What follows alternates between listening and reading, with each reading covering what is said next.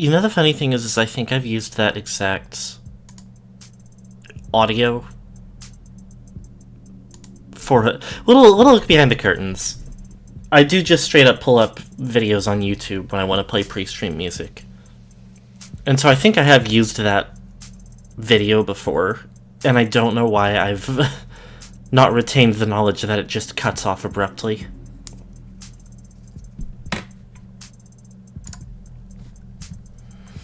But anyway, hello, good morning. It's the devil. Oh, I thought you were just doing a hard cutoff to go, well, time to move into actually streaming. Nope. Damn. I guess I could have easily passed it off as that, but I was taken aback by it. Okay. This is Bink Bingo's great plan, the scare. The horrible frightening. I was going to... I almost was like, you don't need to wait for a horrible fox to scare you, or you don't need to look up a horrible fox to scare you, just wait till stream starts, but it wouldn't work because no one would get it, because the PNG tuber is not the fox. Let me do a quick... we got a big, hefty, episode last week. Ended up going over by like half an hour. We did our We'll do that. preliminary trial to try and exonerate our Morgan's friend David Osher, the victim of the episode, and ended up we figured out how to do it because we found the hidden camera in his basement and learned that our favorite girl, Sarah, was on camera giving him the cup that people believe he was, like, led to him, like, being poisoned to death. So, already, that's kind of like a big, you know, like, with the way that, with just the ways that, like, androids are considered in this society, not a good look. Not necessarily, not like, not a good look, but not a good, like, it won't be interpreted as a good look, especially because Morgan is legally considered her owner. So it could reflect poorly on Morgan at best. Oh god, I just remembered where we left off last week. The real whammy was, we found a, like, hidden file of David's detailing the construction of Sarah and revealing that not only did he kind of, like, dive straight into trying to create, like, artificial intelligences, which are, like, a big moral and legal taboo in this setting, but also he, like, then used them to iterate on and build more, in a series that ended up numbering into the hundreds? At least 300. At least 300. And, Sarah is the result. So again, best case scenario of the situation as it stands now is Morgan takes the heat for owning a, like, quote-unquote killer android. Which we don't want because she's the protagonist, and she doesn't want because she's been up to a lot of shit that she's gotten away with. That would then collapse back down around her. Worst case scenario is, I mean, everything, like, David, that happens to Morgan, and also David's reputation completely crashes down, and Sarah gets destroyed as a representation of this forbidden, like, technology. So, Our new job is to figure out anyone else that we can provide sufficient proof was responsible for David's death.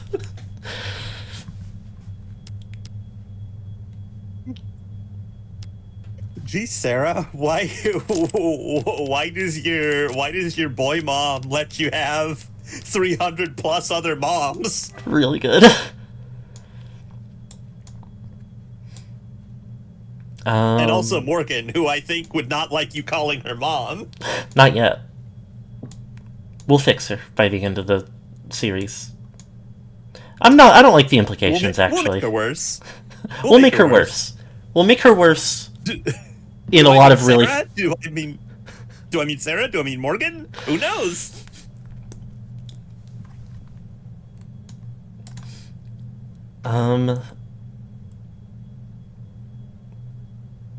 So I don't remember I don't know what specifically we're going into right off the bat here. But that's our general, like, trajectory that we're leading into this week. I think it was, for whatever reason, you're going into Noble expecting to be called for something and just try to shake loose information, I think. I could believe that. Could just be like a kind of like revisit of everything that we'd already done the first few hours of gameplay. Touching back with the major players, trying to dig more info out. I wonder if we're gonna see that, I was gonna say, I wonder if we're gonna see that, Force Fimmable Twink again, but I'm not 100% confident there's a man in this game yet that I don't see as, like, Force Fimmable. I mean, this was David's power. He already went as far down the fem scale as you can go. Yep. This is what I try to do with my life. Oh, you plan on force spamming me? How do you plan to force spam something that's already 200% fem, idiot? You can kind of tell, but like I was looking at the like full body render of David since I was drawing him for the stream promo, and it like took me aback that he's over to Tumblr. it took me aback that he's wearing pants. Like I fully expected this to kind of lead into like they're not even like particularly feminine pants. Mom jeans. Yeah, like they're kind of just like they're kind of just slacks. Anyway, we are at Noble. Hold on, wait, what do I have? Oh, the journal. Yeah, that makes perfect sense. Okay. Oh, you are not screen sharing. Oh.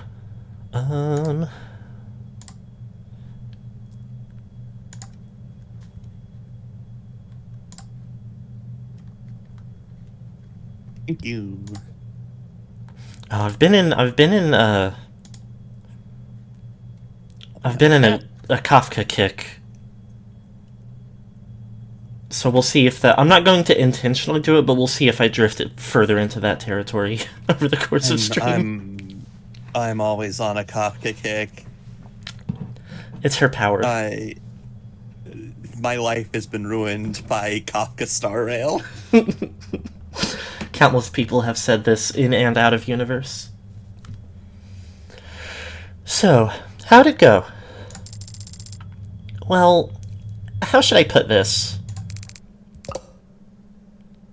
Oh, Fran. Didn't find shit. Only reason she ever got to the door is because I chased that scarecrow of a platinum plan through hell and back. Frankly, it was a godlike feat for me to nail down anything as concrete as an address for these googs. Dogs? And their offices weren't listed on the building's website or directory, so I had to ask the janitor.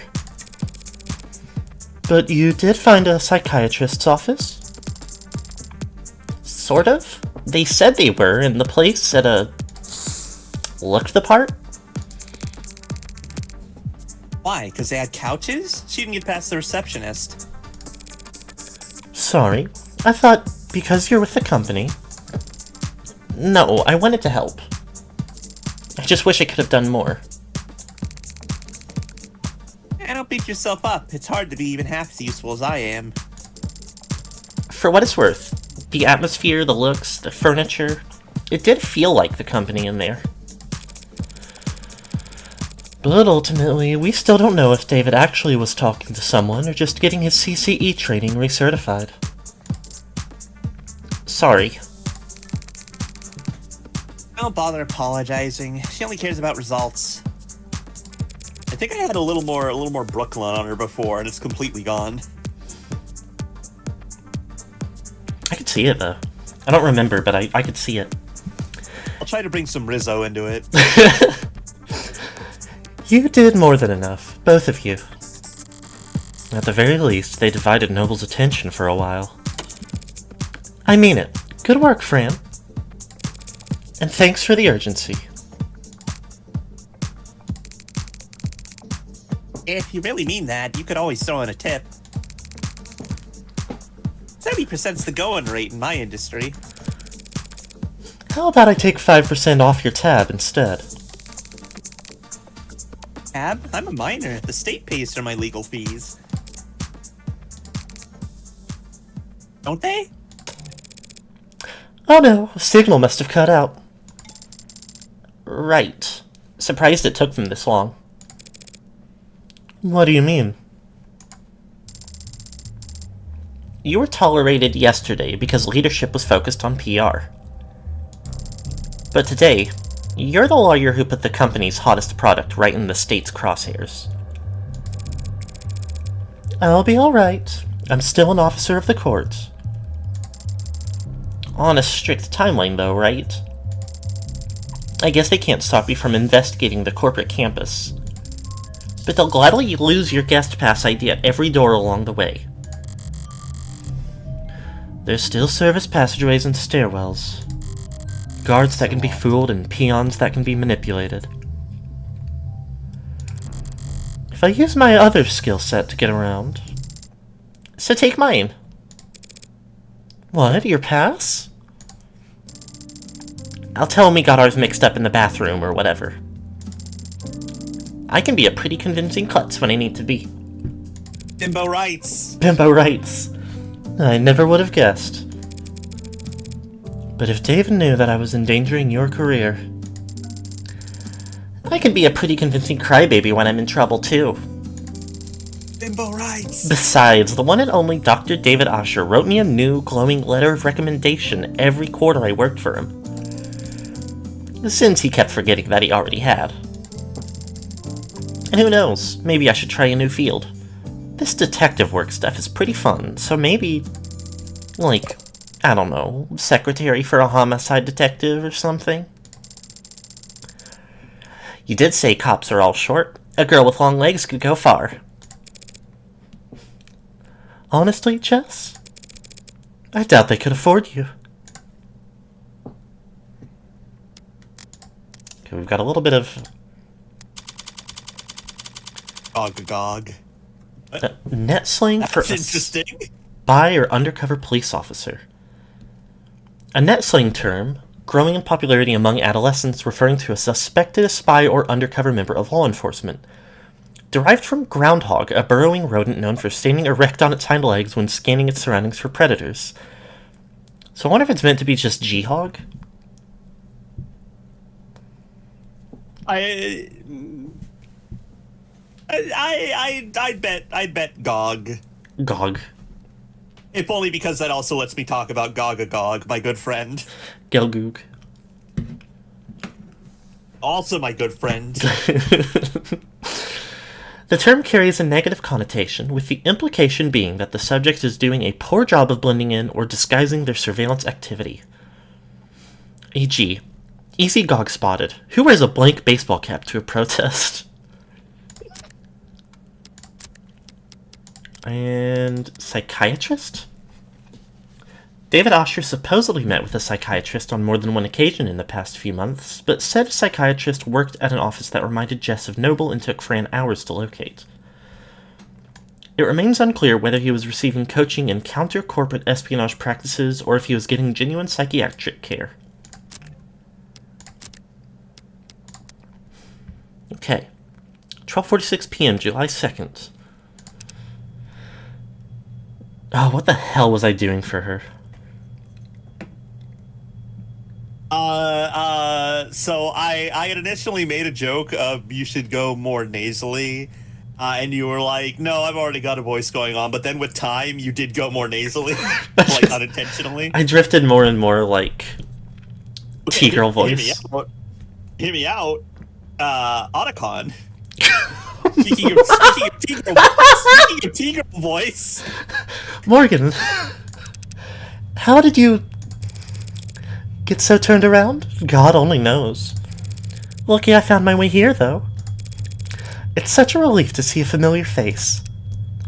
Right.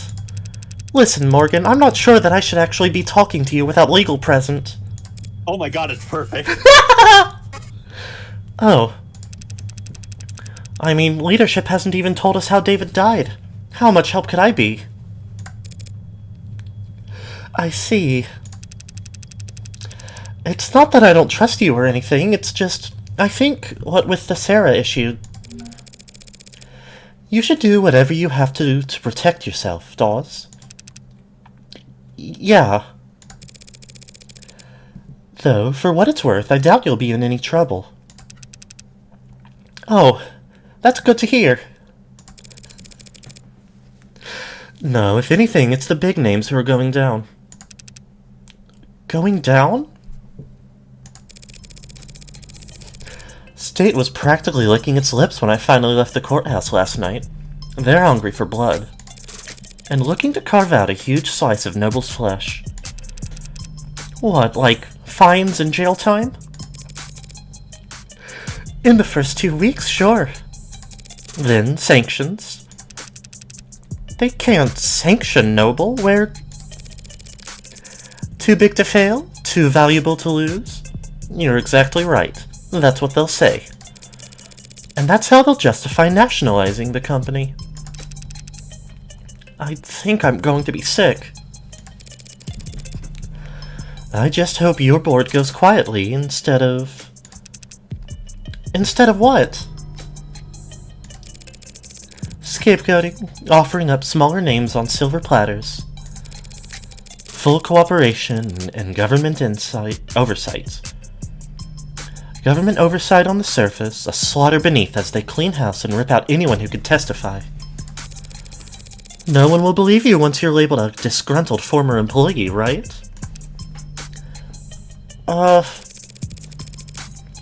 And if the public's lost faith in the Animate 16, they can't do a recall, not at this scale.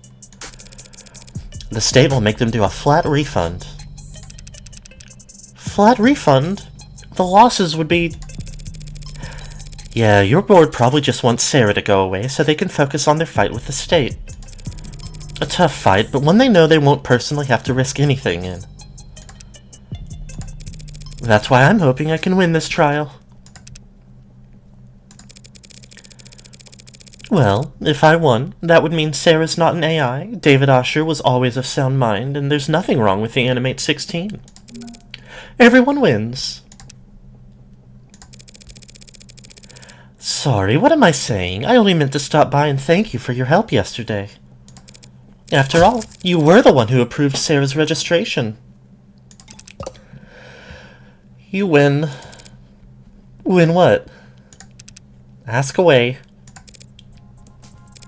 Well, if you insist.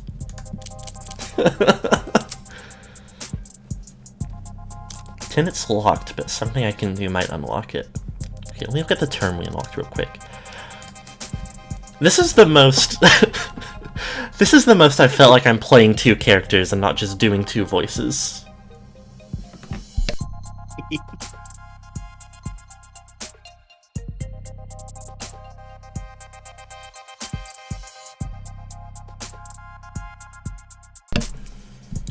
Sanctions are financial restrictions imposed by the state against corporations or foreign governments as a punitive measure.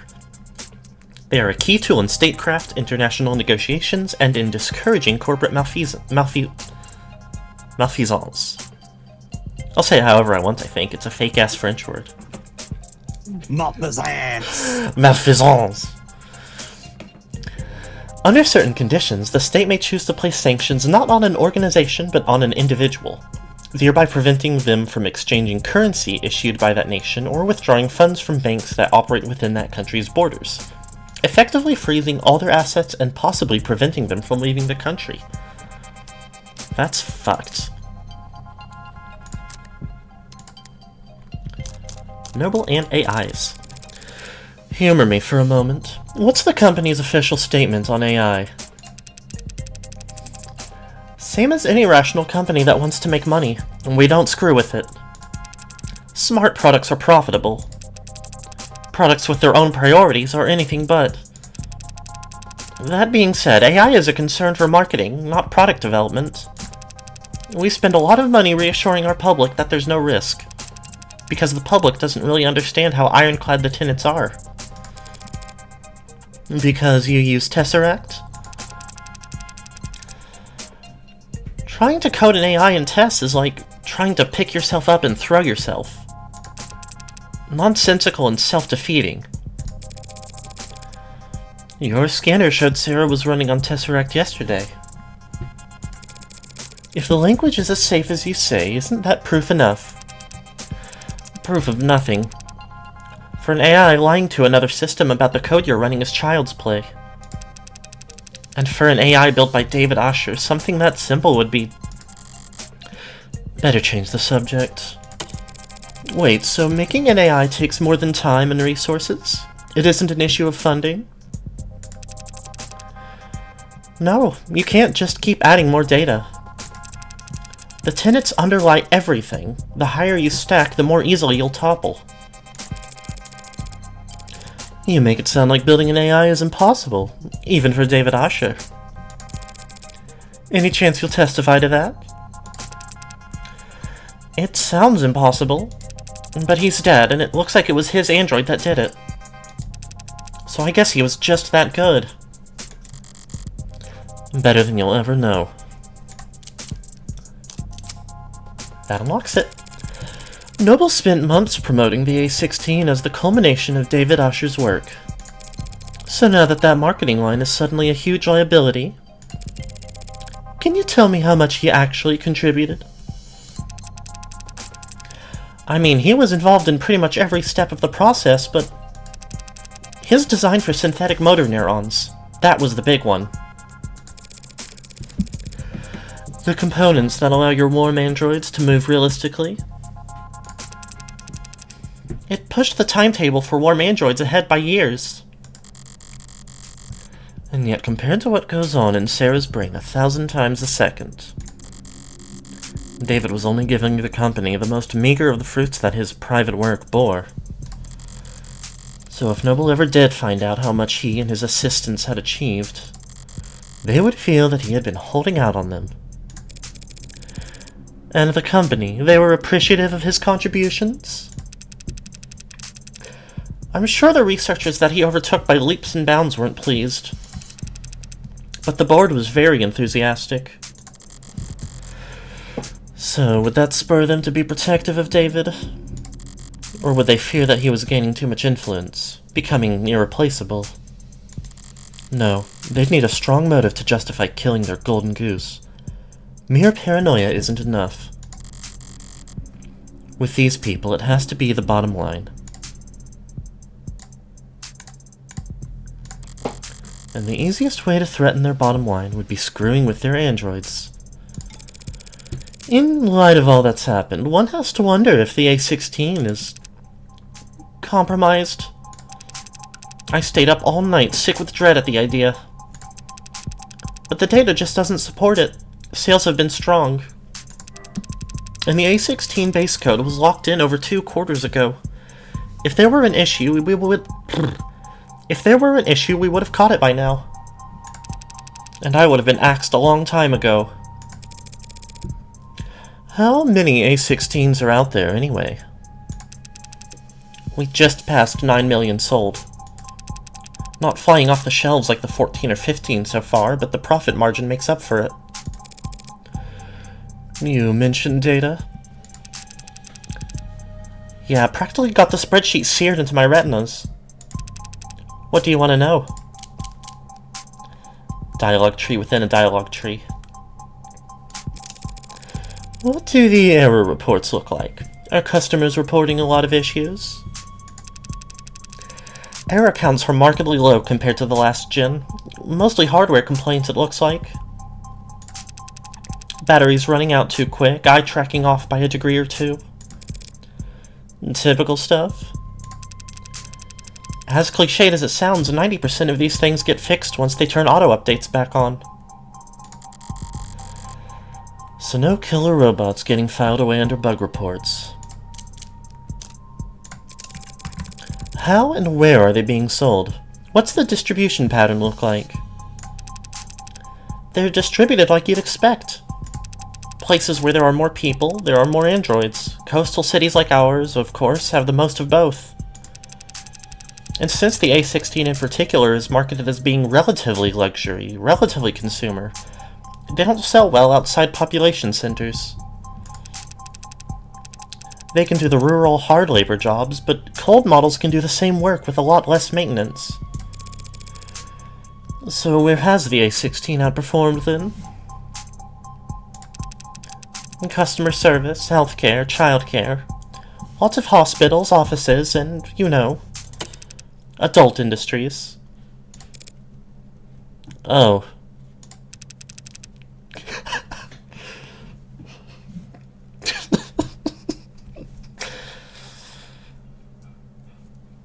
Sorry, didn't mean to be blunt, I just... No, it makes sense. Adult industries for cowards.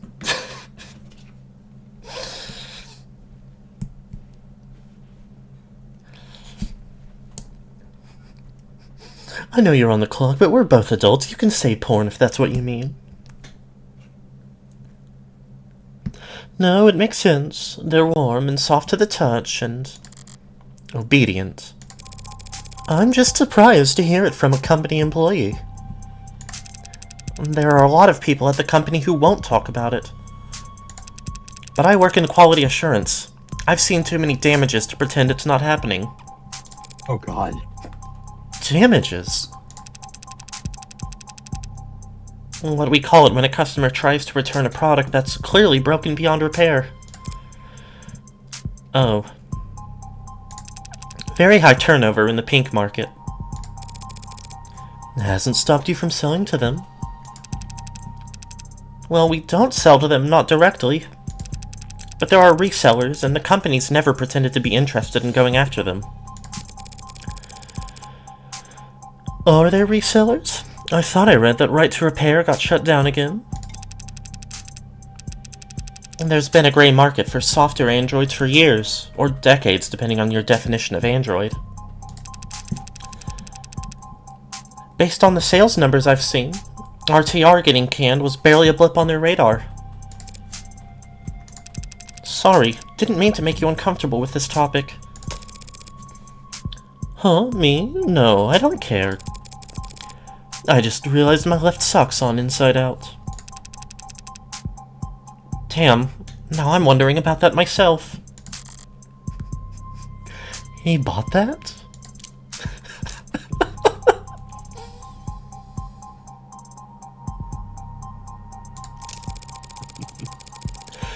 This floor is basically a showroom, but you have a real factory a while south of the city limits, correct?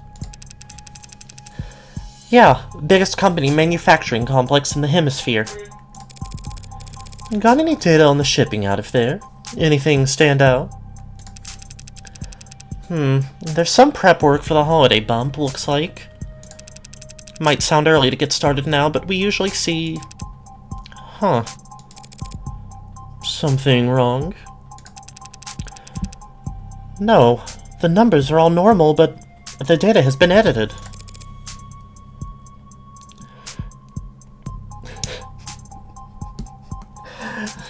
There were supposed to be 5 more stealth units. Is that unusual? Well, this section's just a count of how many were sent where. There's not a lot of room for errors, so there shouldn't be much need for corrections. It's no problem, though. I can view the edit history and see what was fixed. Okay, that's weird. Was something added? Deleted? No, the overall sum's the same. It's just a bunch of swaps. Like here. 29 FFCE 010311 taken out, returned for adjustments.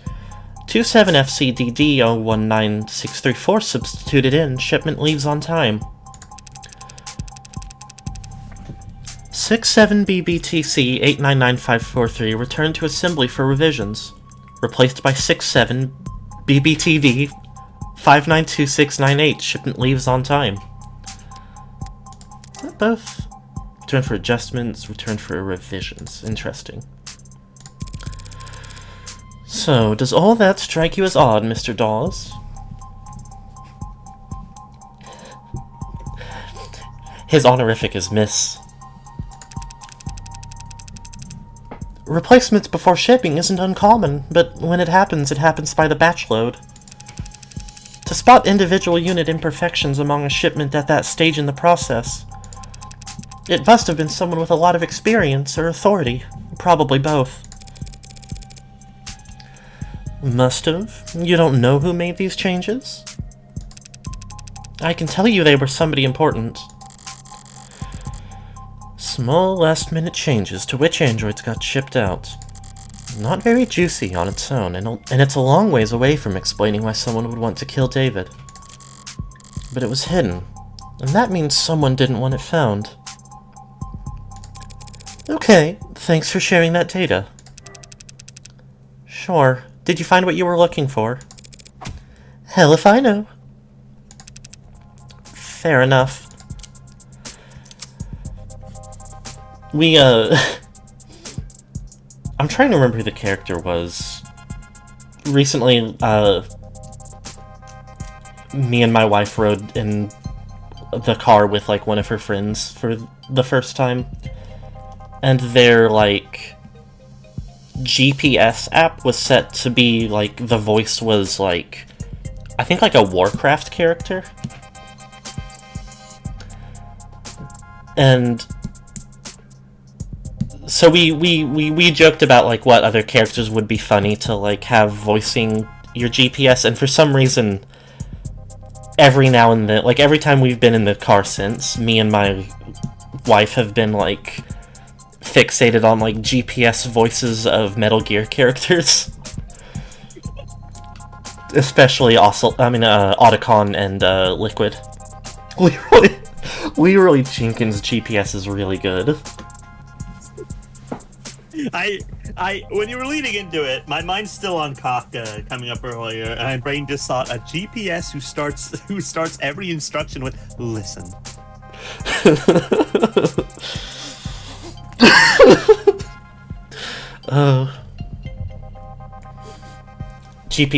At that point, just make a GPS that straight up hypnotizes you.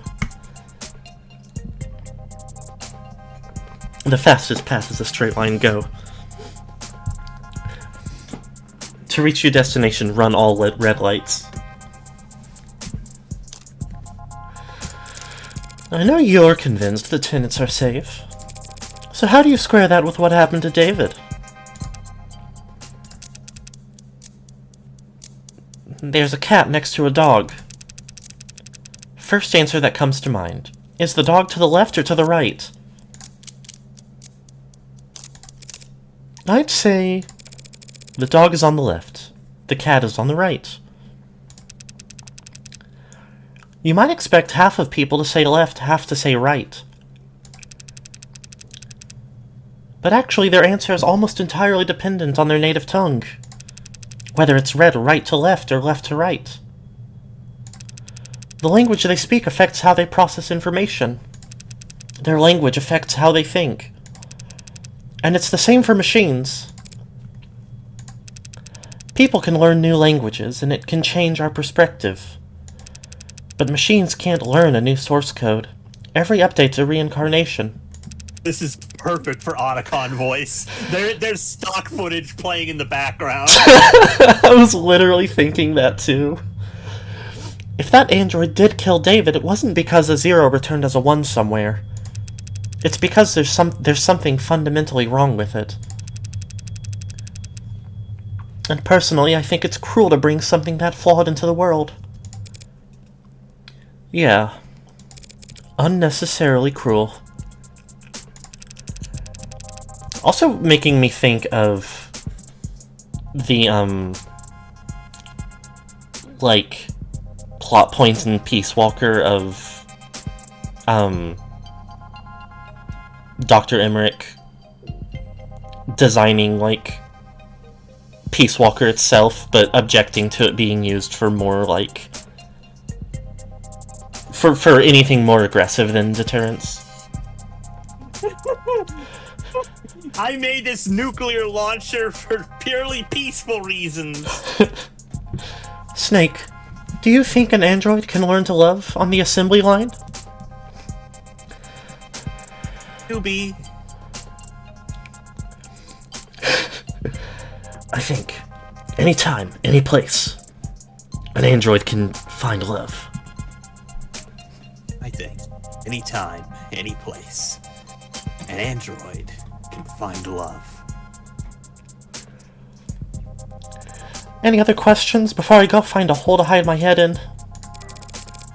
I'd like you to take a look at this. Chemistry's a little outside my purview. What is this? A compound found in David Osher's blood. The poison? The poison used specifically for Dr. Osher? That poison? What is it? Poison? It didn't match anything in any database the medical examiner had access to. That's crazy. Here's a crazy idea to follow it up. See if it's a match for anything in Noble's internal databanks. We, don't make poison here. I'm not sure what that would accomplish. No, but this is a factory floor. You could be making baby blankets out there. You'd still have hazardous materials around. You think it was something industrial? I did briefly misread that as there's a possibility you can be making baby blankets out there with an unspoken intervening the materials in baby blankets could be hazardous. and not made the some incredible discoveries in the next 30 years. asbestos is back in a big way.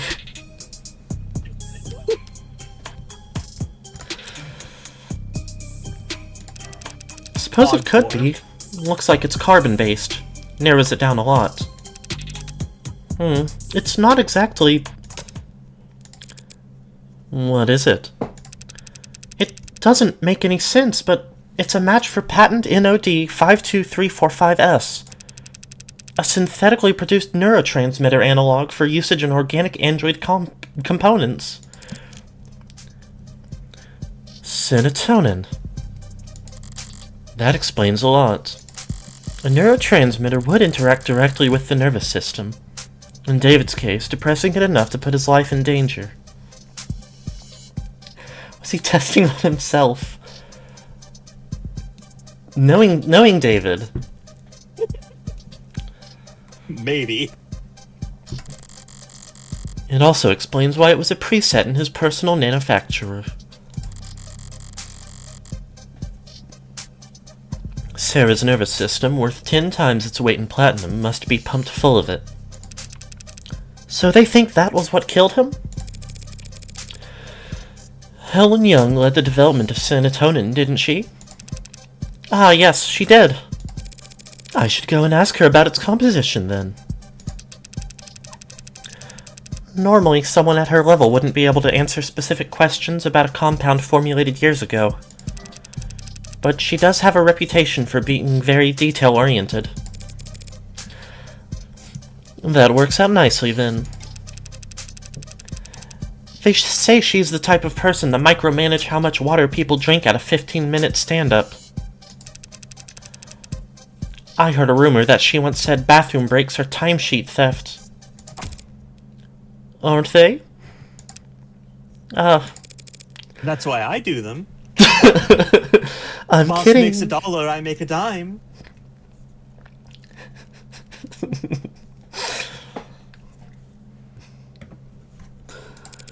But you should be careful about criticizing a superior where people could be listening.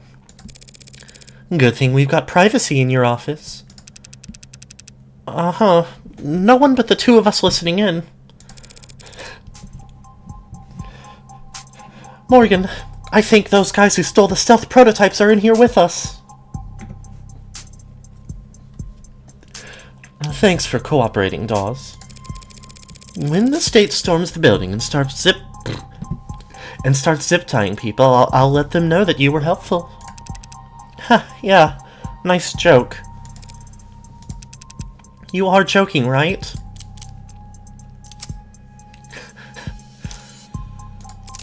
Actually, There's one more thing. there is one more thing I wanted to ask you. What's that? How long have you been a corporate spy? What the fuck? What? Yesterday you let it slip that you worked in consulting. Had your guard down because I'm not part of the industry. I was a consultant. What are you talking about? When I walked in here, you said you didn't know how David died. But just now you called serotonin a poison. What? I just assumed if a chemical was found in a dead man... And I'm sure you've got practiced answers to every logical point I could raise, so I'll just say this. Does the nervous guy bit really work on people? Keep your cool and people don't know what you're thinking. But if you act a little jumpy, they feel inclined to calm you down. Before they know it, they're spilling their guts just to have something to fill the silence with. Though it's not entirely an act these days. sitting here, wondering if I really do want to suggest it's a liquid reveal. To answer your question, I did 3 tours in consulting. 4 quarters of internal affairs, spy hunting at the Western Division. Then 8 embedded at Howe Industries. 24 months wearing different faces, answering to different names, sleeping for 1 hour at a time with a 3D printed shiv under my pillow. My nerves are completely shot. My cover wouldn't last a day if I went back under. So, you're a spy for Noble. Retired. You're working 6 days a week. 5.5 days a week, and in quality assurance. Trust me, this position is a cushy, generous reward for my past services. Well, you can't be that retired. You clearly know more than you're letting on. I have some old inboxes I still check. So, can you tell me what the hell is happening around here? Why I'm the one investigating David's death while your old co-workers are off twiddling their thumbs? It's that story. The soldier, the blood transfusion. Blood, not oxidant. He was finally shooting straight. Did something happen to him afterwards? Did the transfusion not last? No, there's nothing wrong with the blood. It's the story itself. There was a soldier, and he did get injured. But it was on a base during a training exercise. There was a medical tent 10 meters away the whole time. The transfusion was just a fortuitous live test. His life was never in any danger. Doesn't make for much of a tearjerker. Not even a good photo op, which our competitors understood. One of them, maybe a few of them, got a hold of the story, started puffing it up, astroturfing, painting over socials and virals. By the next morning, we had the military thinking we're leaking like a sieve. Meanwhile, the media's bombarding us with requests for videos and interviews and data. And the state's praising our tech. We have the military thinking we're leaking like War Thunder forums. The state's praising our tech with one side of their mouth while threatening to mist us with the other for getting so greedy. Everyone in Noble CCE has been slammed ever since. Trying to find an off-ramp for the story we can walk back the claims on without torpedoing our state contracts. I don't know what happened to Asher, whether it was AI gone rogue or company infighting gone too far. But I can tell you it wasn't done by consultants. Ooh. Uncover the power plays at work inside Noble Electronics achievement. They are all tied up in some bullshit. That all you wanted to know? You worked in CCE. Was David actually seeing a psychiatrist? Or was it all cloak and dagger bullshit? I know that office. Know some old co-workers who see them. So, it's a front? They do both.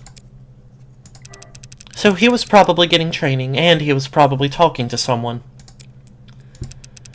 Sorry, not the answer you were hoping for. Hoping? I wasn't hoping for any answer.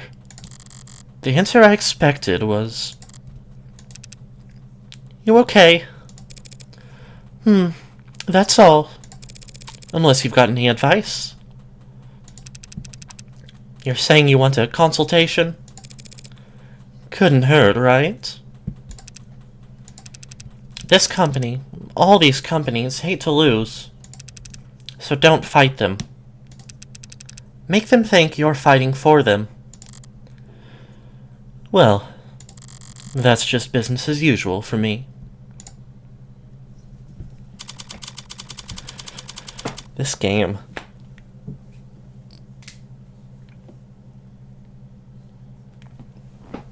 Oh. They keep zagging on us, and we're not even done with episode 1 yet. About half an hour after the last segment started.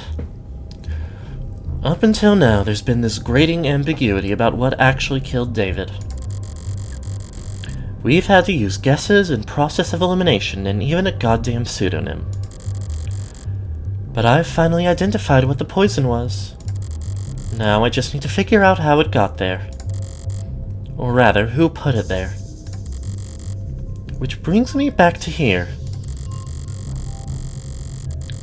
An elevator shaft somewhere under or above ground, with kilometers of concrete facelessness and bureaucratic authority surrounding me on all sides. An enemy in every cubicle, in every office of every floor of this temple. Built to interpret the inscrutable divinations of a temperamental oracle named Share Price. Back in the belly of the beast. And yet, I feel more at ease now than I have all weekend.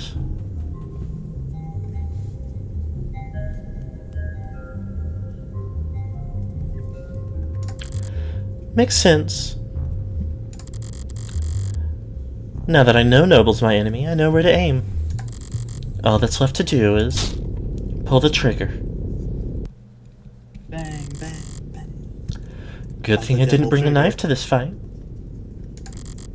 I brought my gun. Oh my god!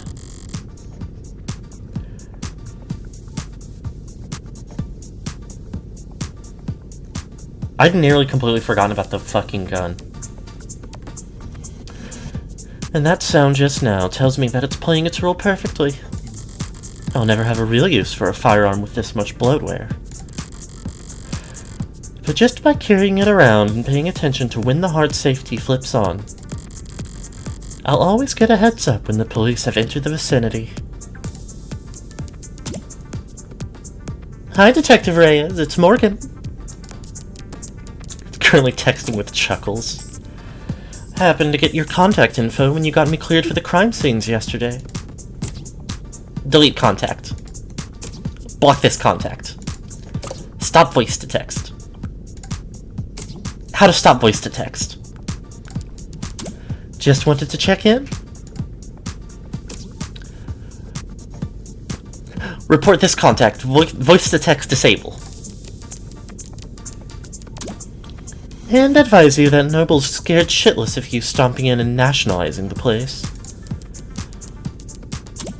So they might be a little uncooperative when it comes to fetching documents. Block this contact. What makes you think we are at Noble? My bad then. Forget I said anything. And whatever you do, don't start your investigation with their stock buyback program.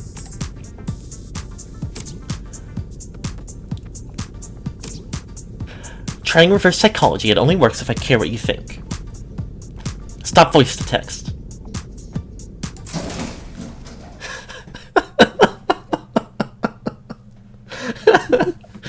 Oh my god. I think this is the best game ever. About time. I thought I'd have to ride the elevator for the next half hour. Morgan Counselor, your presence has been requested on the upper floors. Deja vu.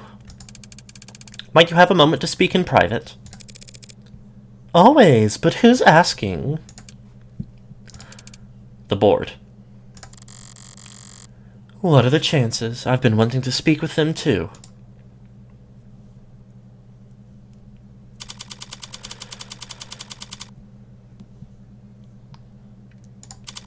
Just a bit later. Present day, present time. Conference room 108A.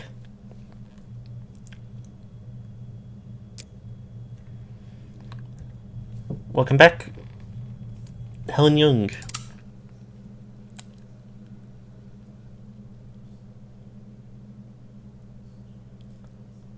Do you remember what you had working for her? Oh, right, I had her. Yes, I remember that partway through. Excellent work, 47. Okay. Evangeline Morgan. I had forgotten that was the inspiration, but it really does work. Helen Young. Thank you for making time in your schedule. Her posture, her tone, the fold of her clothes. Professional, dialed up to 11. Corporate armor a full set. Her guard is up. Just Morgan is fine. But just a few minutes early, Morgan. Typical corporate, never be the first one to show up, pissing contest nonsense. It doesn't even make sense. They called me in here. How could I possibly be early?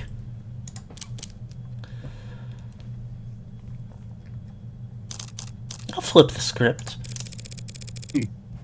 Oh, that's embarrassing. I didn't mean to catch you all off guard. I'll go wait outside in that case so you all can collect yourselves. I'm just surprised that Noble Electronics could screw up something as simple as a meeting start time. I guess Dawes did literally just say don't fight them, make them think you're on their side. So, failed step one. Morgan loves being rude. Morgan loves being rude and pretending that's not what's happening. But I'm not well versed in the art of staring at emails. You made your point, Counselor. Don't push your luck. I guess that was actually awesome and good for me. Yeah. Not with these people. Might I dare to ask who these people are? You don't have time to remember their names, and it won't do you much good either. Right. So they're not just rich, they're anonymous rich. The Mob Act guarantees a minimum level of security and peace of mind for any citizen who might be targeted due to their financial status. Spoken like a true believer. Except Mob Act is what normal people call it. Touting the party line but allowing yourself one instance of rebellion. Or just a slip of the tongue. I would never fault anyone for wanting their privacy, especially not job creators. But it must get pretty inconvenient not having a name to call them. Not really.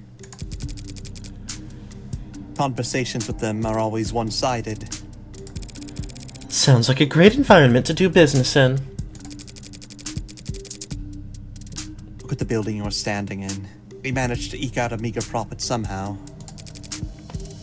So if it works. Didn't take you for the might makes right type. And I didn't take you for a clueless bore incapable of reading the room. Yeah. Sorry, did I say something off color? I was only being casual since it's just the two of us in here.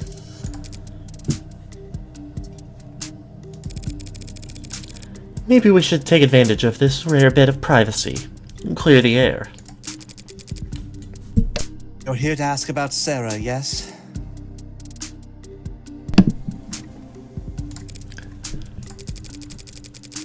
As I said before, I had no idea that Dr. Asher had been building an android on his private property.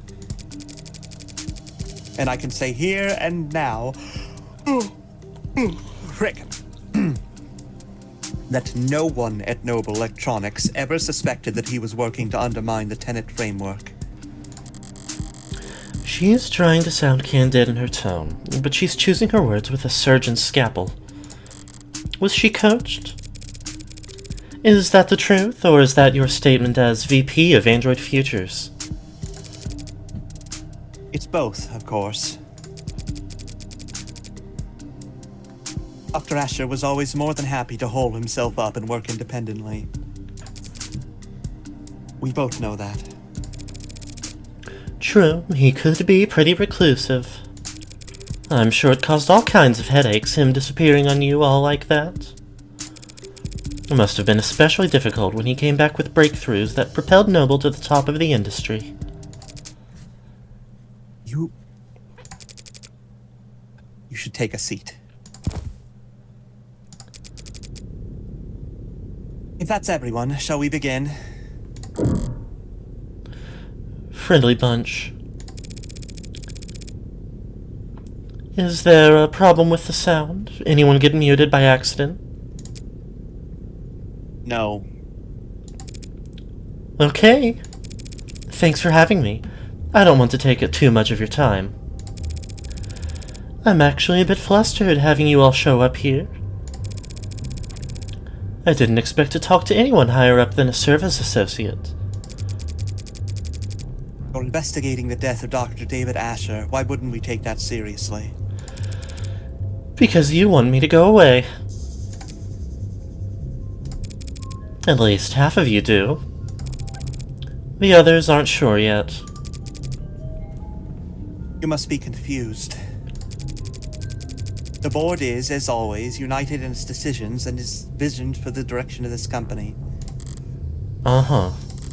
The board of directors is just 13 roulette-rolling psychopaths who get together and vote on whether or not to execute their CEO every 6 months. None of them would be where they are if they were anything else. But I happen to know how that kind of person thinks. The way I see it, there are two possible outcomes. Option 1, you oppose me. Shut me out completely, stonewall me, stall me, and wait for me to walk into trial so unprepared and ill-informed that I inevitably lose. Obviously, I don't like this option. But you can't be big fans of it either. If I lose, the world will learn that David Asher was killed by an android he programmed. Then every customer you've ever had and every lawyer they've ever seen on TV, and every firebrand, strapping, young 60-year-old junior senator looking to make a name for themselves will use your company balance sheet as their personal chew toy. Company is more than capable of... After which the state still might just gobble you whole, and throw down enough sanctions to de-person whomever among you cries no fair.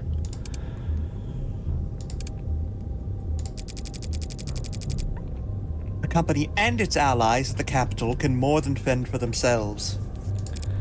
Yes, probably, but not definitely. Which makes it a gamble.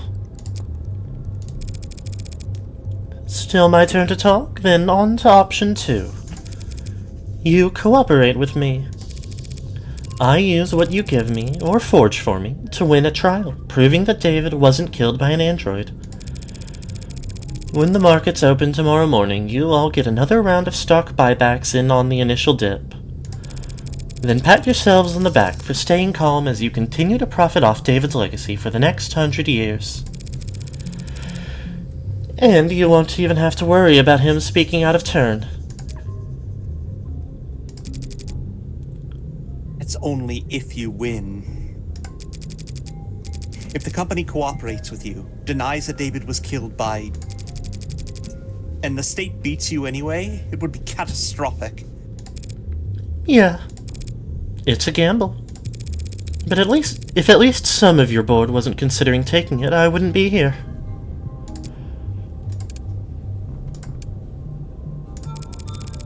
We're all busy people, and I'd hate to drive a wedge between such a close-knit group of friends, so how about this? Option 3, hedge your bets. What? Put a little on black, put a little on red, spread the love and lower your risk profile. Don't make any statements about the trial. Tell the media the state's got your windpipe in a vice. Wait until just before the markets open Monday morning to send out your PR packages for rubber stamping. After you already know who's won. One way or another, this trial will be over before the end of the day, and you'll never hear from me again. So just don't shut me out completely for another few hours.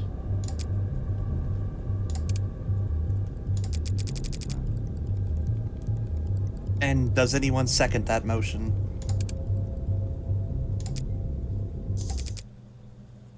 Very well. We can answer some of your questions, Counselor. Better make them count, then. No reason to be shy now. The poison that killed David Osher has been identified as serotonin. You're familiar? It's one of our many patented materials, as I recall. You recalled it pretty easily yesterday. Gee, what's changed? But the intellectual property law can be very complex, Counselor. I'm not sure how much I or anyone at this company could tell you about serotonin at this time. Well, if you can't tell me about it, who could? You did lead its development, didn't you? Yes, I oversaw the project, which just makes it that much harder to speak freely without compromising the confidentiality of the teams that reported to me. I understand. That sounds like bullshit, and I don't believe it. But I'm not asking for trade secrets here. It's a perfect match for the only foreign substance found in his blood. Serotonin is what killed him. The state will say the same. It's not possible.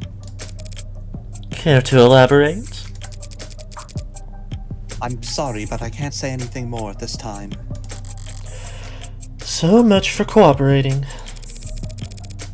And if I were to ask you as an officer of the court? Then I would ask you to be patient and wait until this afternoon. ADA Rockford has already called me in to testify. Already? Damn it. I got cocky because of the cop's late arrival. Emma must have gone straight for the throat first thing this morning and left the investigating for later. Hell, knowing her, she probably managed to ID the serotonin before she went to bed last night. So, are we still having this conversation, then? As I said, I'm sorry. But I have to take more than just my personal feelings into consideration here. There's a great deal at stake. Corporate speak for you're too stupid to understand why I'm being dense. She's just trying to shield the company, plain and simple. LARPing as Helen Young Dark on a crusade against government overreach. But if she's that busy defending Noble, she might be leaving herself unguarded. Why is she here anyway? Why am I speaking to her and not her lawyers? That's right. This is a vulnerable position for her. She wouldn't put herself in check like this. Not unless she was forced to. Thought you hated chess. So that's it. Acting as their mouthpiece isn't some honor for her. This is a punishment. She's being used as a meat shield. They're upset with her, perhaps even suspicious of her. Time to find out why. Healthy 8 to start with.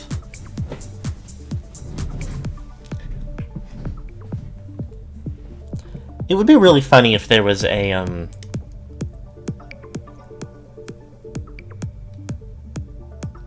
circumstance in one of these where you get like a 10 to begin with, and then you can perfect, like, if you get the right dialogue web first try, you can get an ace and just go straight to it. David's will. Has David's will been located? It never gone anywhere. It's still in a safety deposit box. We'll retrieve it and have it read once all the unknowns surrounding his death had been made into knowns. So David's will hasn't even become part of the equation yet. It might not be for weeks at this rate. Is that calculated, though?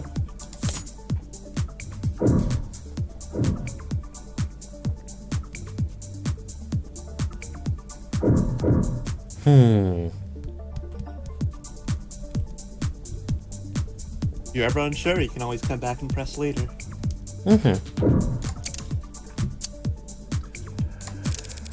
I have to admit, I'm surprised you aren't more shaken up today, Miss Young.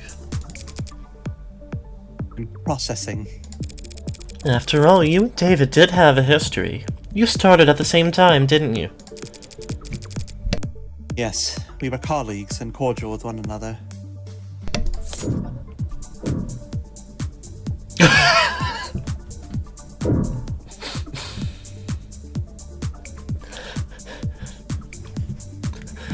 Look, Helen, let's have some girl talk here. You do know he was gay, right? Don't get anywhere. Now, see, I wonder if... gave my Morgan a British accent. I totally thought you were responding as Young. It works out. Oh. Like, it legitimately was the... It felt like the, like... No, you goober, don't press on that. Of course he was gay. Whatever else the court ends up labeling her, Sarah is a remarkably lifelike android. Had things worked out differently, you might have wanted her as the A16 poster girl. Or A17 or 18. Could have driven a lot of sales. Her cute little pout projected across the sides of skyscrapers. Hypothetical of a hypothetical. As has been made tragically obvious to all of us, that android is nothing like the A16. That it may yet be associated with our products going forward is nothing more than a massive liability.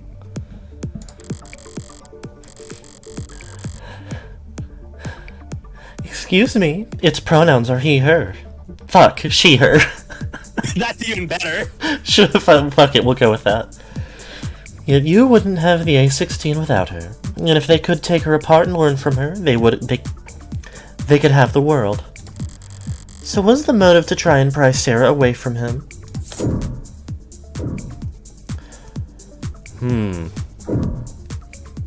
Well, I gotta press something. Sarah's worth a lot of money, in part because her creator isn't around to replicate her. Were you all hoping to take her by force and reverse engineer her once David was out of the way? Don't be absurd. That machine is nothing but lawsuits and congressional hearings and PR nightmares waiting to happen. The company doesn't need her, no matter how advanced she is.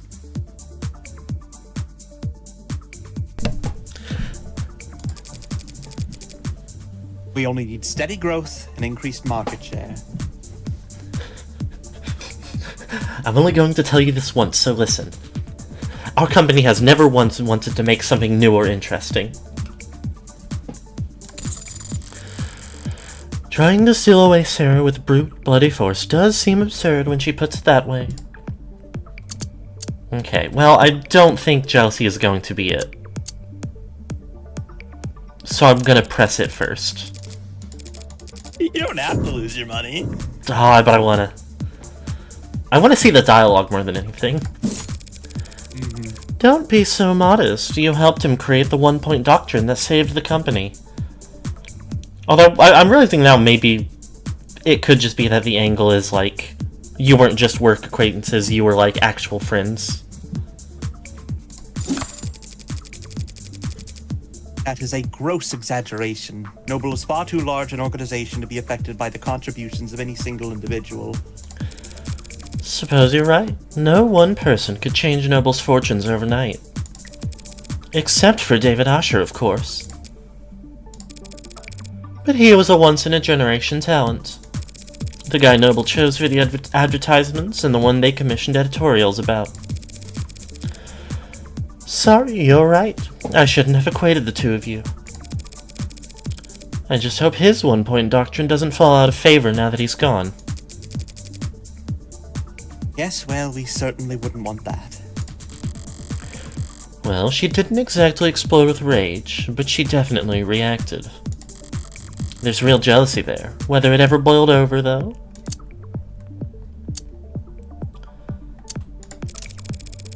I didn't mean to pry about your relationship with David, or lack thereof. I suppose I'm just curious about his standing inside Noble as a whole. David Asher was and always will be an outstanding contributor to the company's forward progress. Nothing will ever change that. Not even if he was killed by one of his own creations? That would, of course, be a tragic element that would call for reconsideration of his legacy. She was almost off guard there. Like she was surprised for me to be asking about Sarah ruining his reputation.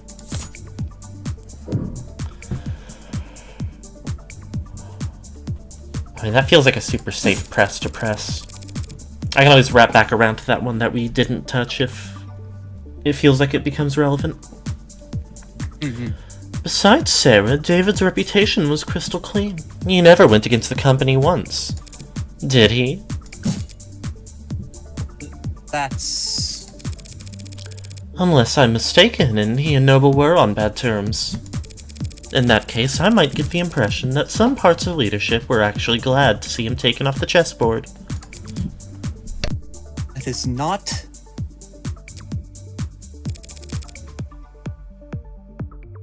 Something buzzing in your ear? Fine. I suppose it makes no difference if you hear it now or at the trial or on your feed tomorrow. Dr. David Asher was being sued by the company for breach of contract. Satisfied? Now we're talking. Well then, I suppose that's... blackjack. Boom. So, you couldn't have mentioned this breach of contract earlier? Not without complicating the company's position unnecessarily, no. But there's no hiding it at this point. It'll all come out soon enough. There's a paper trail? Much more than that. We've been making moves to let him go for some time. Do you feel like all these, like, execs are just like, who the fuck is this woman? Noble Electronics parting ways with David Asher? Must have been one hell of a breach of contract. What did he do? He betrayed the confidence of the board. Was he contesting the suit? Putting up a fight? Engaging in a legal battle against a mega corporation without even telling me? Until recently, yes. You mean until he died? How recently? We spoke on Friday. That was what you two talked about in his parlor? No, this was earlier in the day. We were in this room, actually. Him, me, and several members of our legal department. It was an arbitration. And did you come to an agreement? Compromise. He would resign from his position in 2 quarters, foregoing royalties for any projects we would develop after the next 24 months. In exchange, he wouldn't be publicly fired, and he would still be credited on all past, present, and future filings. How very reasonable. On paper, maybe. But no matter what the deal was, letting go of David Asher is insanity. Reasonable, yes. We ended on a good note, I'd like to think. We shook hands, even took a photo.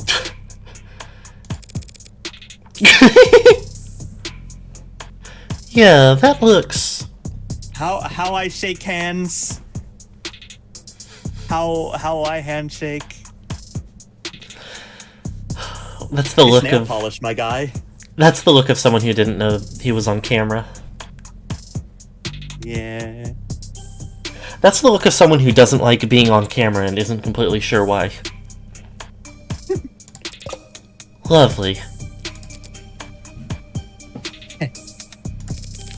Something funny? Didn't know the board told jokes. They don't. That was legal, expressing their displeasure with how much paperwork my good note ending left them stuck with. Children. It was just one night of overtime. So while they were spending their Friday night blowing the ink dry, you paid a visit to David's penthouse. Blowing the inks back out. Something left unfinished? And not us. Professionally it was a good meeting. There was no yelling, no finger pointing. Much cleaner than expected. But Dr. Asher did not want to retire.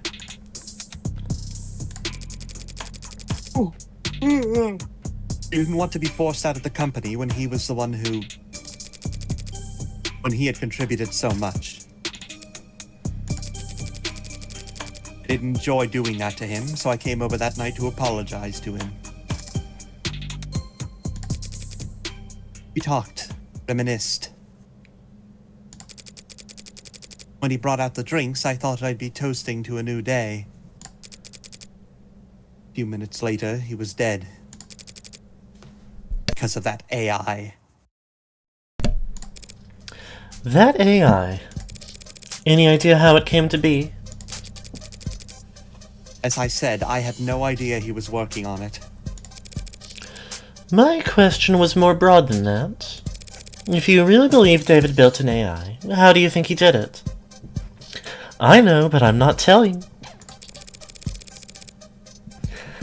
How does Noble Electronics think he managed to work around the tenants? It's quite beyond my area of expertise. And no one at the company could call themselves an expert in illegal technology. But some in the R&D department may have theorized that he created what they call a wax-wane decaying priority loop. Which, as I understand it, is an unstable, resource-intensive theoretical method for pseudo-randomizing the weights amongst preset tenants. Well, about as far off target as it gets with that guess. That kind of an elegant brute force nonsense seems a far cry from the kind of thing David would create, and I seem to have taken us over our allotted time slot. But I didn't even get to wave goodbye. You're serious about this trial? Don't I look it? You're not just making a play, you're actually going to defend that thing. I'm just defending myself, Mrs. Young. Oh, yes, of course you are. My mistake. I hoped you might be rooting for me, to tell you the truth. I may yet save everyone's stock options. Stock options will be alright either way. They always are. That gamble I offered your board. Which outcome would you bet on? Finally, an easy question. What I would bet is that whatever the outcome, the company will eat it up and shit it out with very little difficulty. You painted an ugly picture back there, but I've already seen the future. It's just another marketing gimmick. The great Dr. Asher, too smart, too bold, too far ahead of his time. What spark of his genius remains buried in the inspired animate 19? I guess that depends on... You were exactly right. He is more valuable to Noble as a dead man. Didn't mean to click early, but... You got it. I got it. You nailed it. Dead men can't start out of line or put their foot in their mouth or hold politically inconvenient opinions.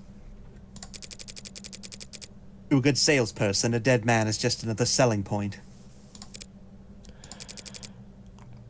Pardon my outburst. Just tired. It's been a very long week for me.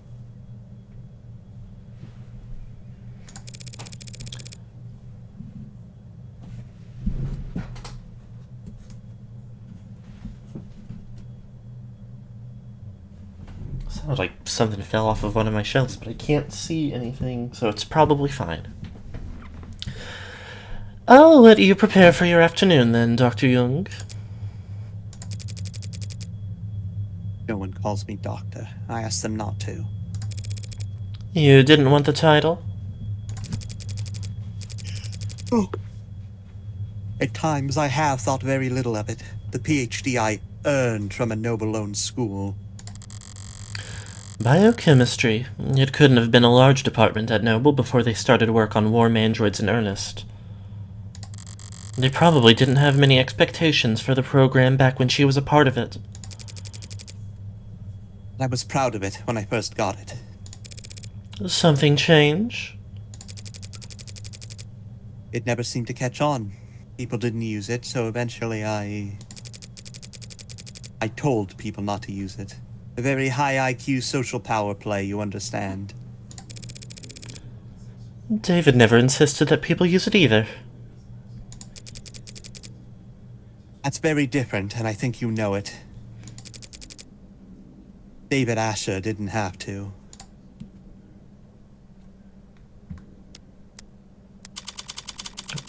Didn't get in ahead of the curve that time. Like an hour later? Mob Act. Protection of Reasonable Anonymity Act. A law passed in 2059, amended in 2061, intended to protect the safety of individuals with income above the 99th percentile of the nation.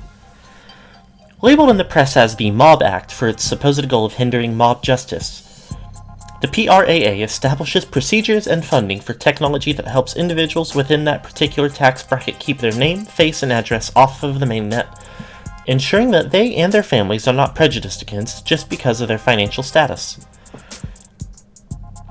Economic uncertainty and civil unrest in the late 2050s led to a series of highly publicized crimes wherein corporate executives at a number of high-profile companies were stalked, harassed, and assaulted in net organized flash lynchings. After a particularly That's chaotic... absurd. You only need one person. Miles.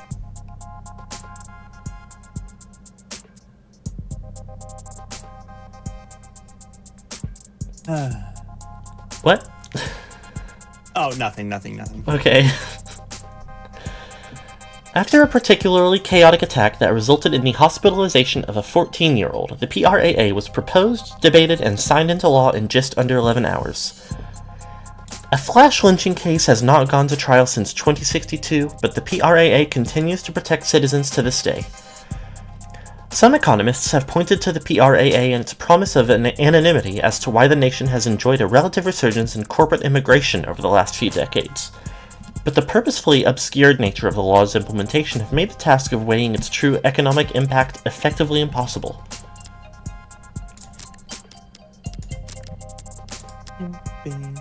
Couple things. Serotonin, similar to the chemical makeup of a depressant drug. Synthetic neurotransmitter, key ingredient in every worm android. Every worm android. Every worm android. They should be doing this. Several thousand different Animate 16 worm androids. Yes, number of individual models being swapped out. Data shows signs of being tampered with, or at least edited fairly recently. Something only employees at Dawes level or above could do. Hadn't quite realized that. Asher met with Jung and a team of lawyers to set terms of his resignation. The afternoon before he died, Jung set up the meeting and controlled every aspect from the refreshments to the timing in line with the co-workers' descriptions of her detail-oriented personality.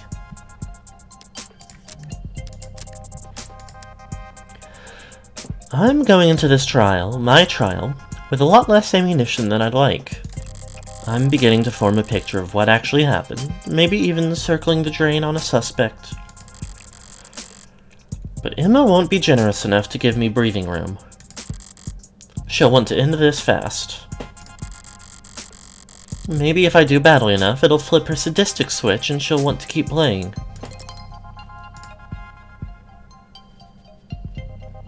Maybe if I do badly enough, it'll switch my prey switch. Have you taken this character? Sort of, but we've only seen her texts, so I haven't gotten that's fine. Continue then. I haven't gotten a vibe of her enough to really nail something down. So you got charged with owning an AI. First time you do something exciting in your whole life. And I gotta find out through the grapevine. My life is plenty exciting. Freckles. You could bore the polish off a resume-checking robot. I've Catholic school teachers with more active night lives than you.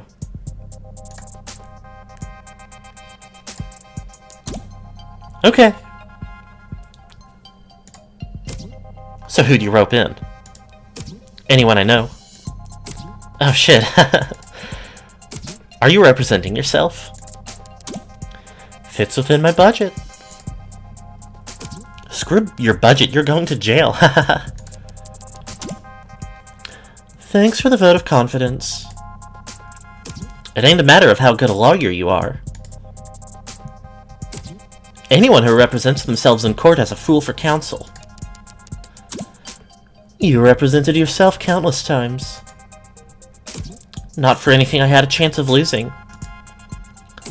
Your pal hasn't even been dead 48 hours. You're too close to this. You'll make mistakes. The powers that be really didn't want to give me a rain check. They're taking this very seriously. It's more dangerous than that. They're scared. Is there precedent? An ad committing murder? How'd you pass law school without learning how to look this stuff up? I know what the net says. I'm asking you. The answer to that is... not helpful to you at the moment. So, what words of advice do you have? Get yourself a new lawyer. Gonna close this chat now. Don't lose, Freckles.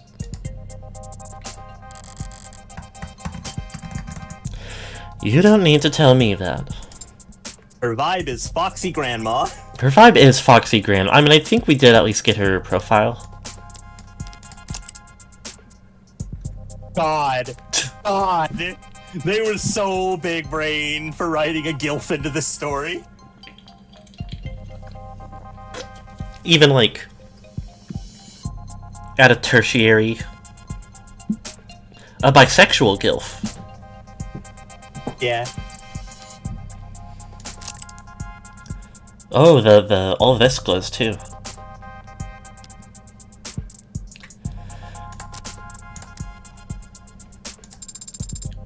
What are you reading, Adonai? I was reading David's employment contract with Noble Electronics before I got waylaid by spam texts. The one we found inside the panic room? It looks quite extensive. Should I skim it for you? Depends. Did you pass the bar exam since we last spoke? You comfortable? I am not. Ever seen that old movie with the gorilla and the skyscraper? They bring it to the city, and I understand the analogy, Adonai. I wish I could call it overkill. But considering the specs Sarah put up yesterday, maybe those bindings aren't heavy enough. Come to think of it, those numbers must have been faked along with the rest of what the machine read. If that was all a smokescreen David added to help her lay low, then her actual strength is more like... If your joints weren't currently locked up tighter than a vice, do you think you could escape this place? I hope that question is not indicative of your strategy. This is me trying to distract you, Sarah. Enjoy the hypothetical. I would estimate that the building's automated security would put 9 holes in me before I reached that door. 9's not so bad. I would not be able to function after the 7th. Ah. Well, if you haven't been planning some great escape... I would not do that. That would be illegal. And you would still be on trial. I remember. So, what have you been doing all day, then? I am attempting to recover memories from Friday.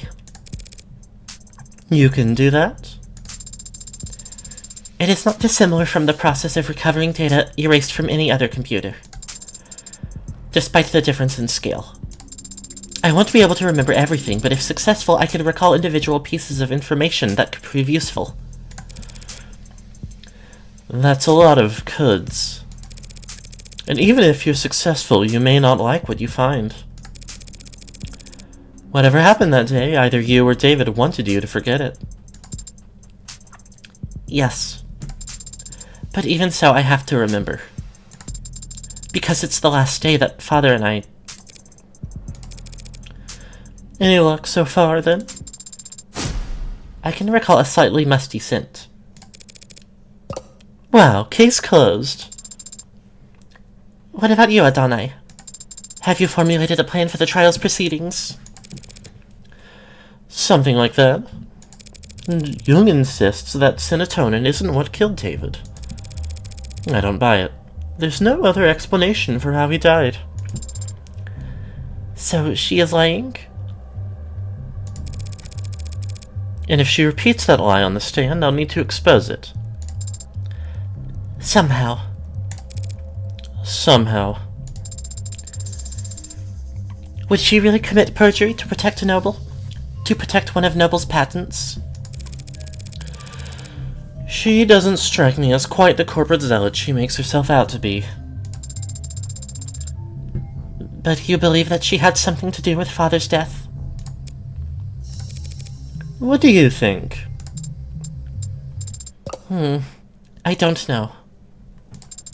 I don't know why anyone would kill Father.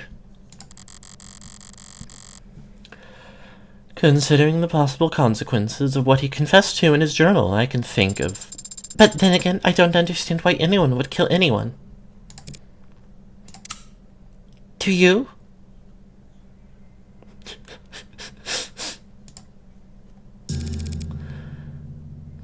Bells tolling for thee. Means that the doors to the courtroom are unlocked. Let's... Wait. Can you walk like that? Waddle will have to do. Going waddle mode. What'll do, Kirby?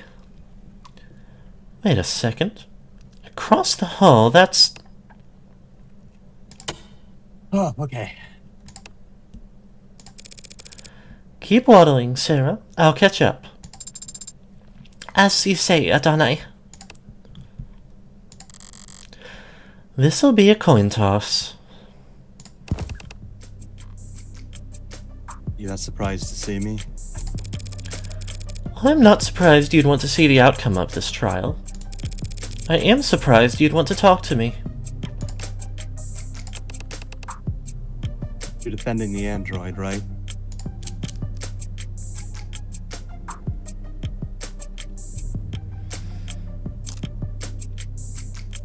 I mean, we know that he's fairly anti-android.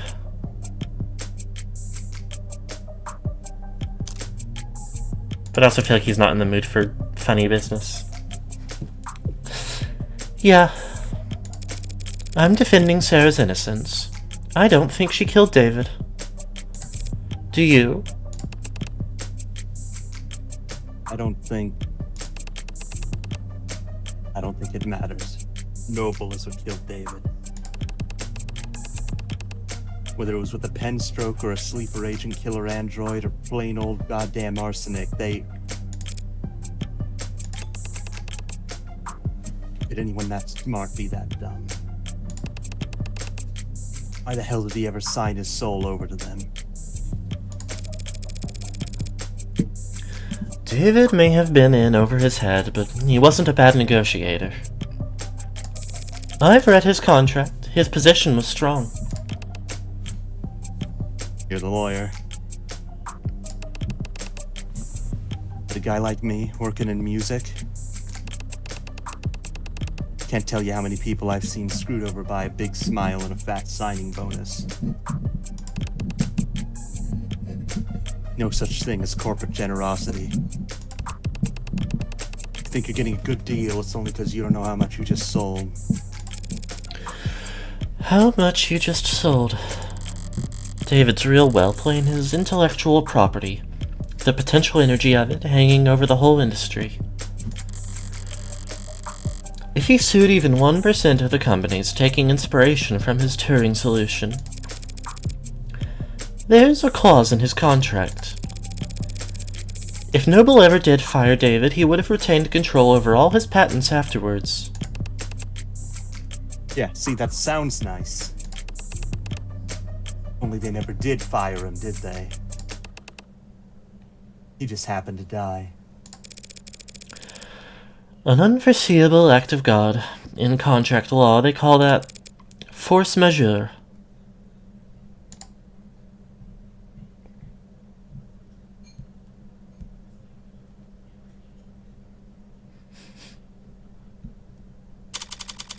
He forced on majeure till I... Okay. I said, did you find anything interesting in the contract, Adonai? A few things, yeah. Basically, David was well taken care of, so long as they kept him around. And he'd retain control of his patents even after being let go. But what Porter said... Logically, if David were to pass while still employed, Noble would continue to control the bulk of his IP. So if they knew David was going to leave in a year... It would be very foolish of them to let Father go. Well, they wouldn't do it for no reason. With this contract, he can only be fired for serious offenses. Corporate malfeasance, revealing trade secrets, fraud... Father was not a fraud. He was, as they say, the greatest of all time. The goat. Father was not a frog. He was a goat. I made him take one of those what persona would you have tests online.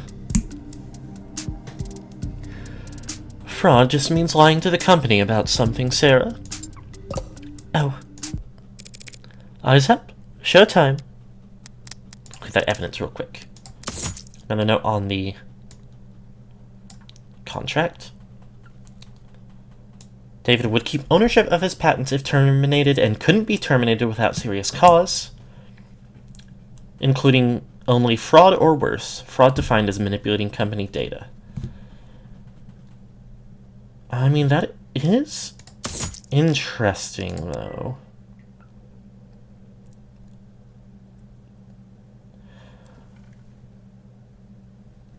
Oh, but even still, they were this implies that they set it up so it would be considered a resignation, which I assume would also be like a loophole that would let Noble get the rights.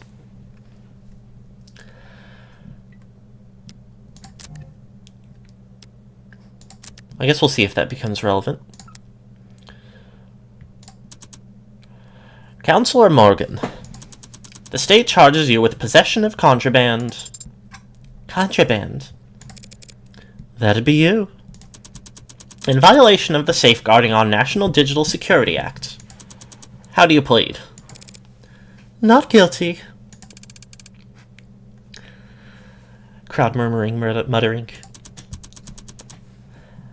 Very well. Since it seems that we are in fact doing this, I'll now turn over the administration of this trial to the adjutant. But be warned, any attempts at stalling or muddling the issue, and I'll step right in and override the trial myself. Summary judgment, siding with the people. Are we understood? Yes, Your Honor. Are we going to have the same adjutant as we did before? No way. Each courthouse only has so many bodies, but the personalities swap around all the time. So the chances of us dealing with the same glitchy mess as yesterday are... Glad to be back. Did y'all miss me?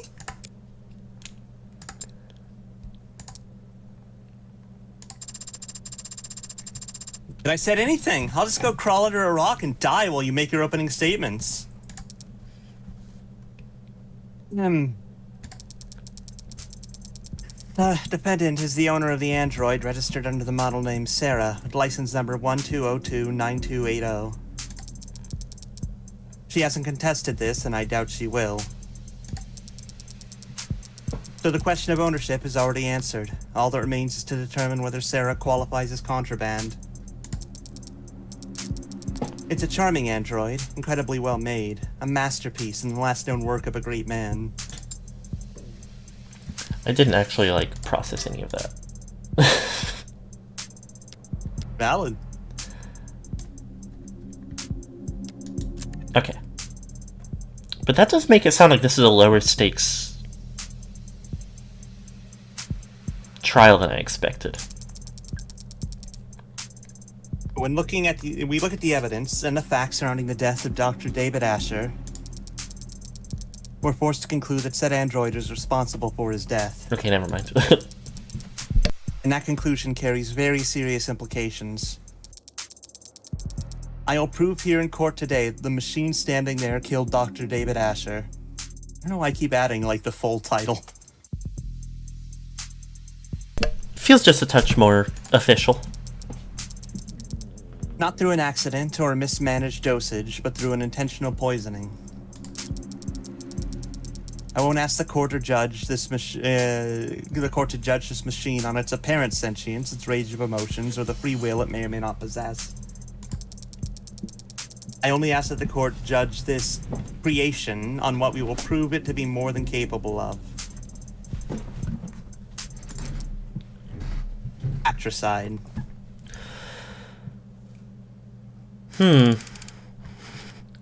Muttering, murmuring. It feels kind of like she's trying to load the dice right there. Look, one wouldn't have to follow that act. But go for it anyway, defense. Your Honor, what the DA said is true. What did she just say? Did she just admit it? Oh my god, she admitted. Sorry, just the first part. This android is charming, and it is the work of a great man. The rest of it was pure speculation based on little more than a few bad camera angles and a phobia of anything new. I do own the android you see here. It was bequeathed to me by a man known to most of the people in this courtroom as the father of modern machine intelligence. To me, he was just my friend. And if I thought at any point that this puppet had anything to do with his death, I would have dragged it to the chopping block myself. But I don't believe that. I never have. Sarah is an android, nothing more. It isn't capable of homicide, and it didn't even commit manslaughter. It's just a well-made machine. Any fears one has about its capabilities are projections, nothing more. And it troubles me greatly that the state is spending valuable time and resources on rushing to pulverize Dr. Asher's last known work, when it could be going after the very real, very human forces that were responsible for his death. Is she serious? Is she talking about Noble? The people can't prove that Sarah is an AI. And truth be told, I can't prove that it isn't. But I can prove that it's not guilty. And that's exactly what I'm going to do. Chills. You sounded very confident, Adonai. Yeah, well, no one ever got good at lying by being modest. You could have simply said thank you.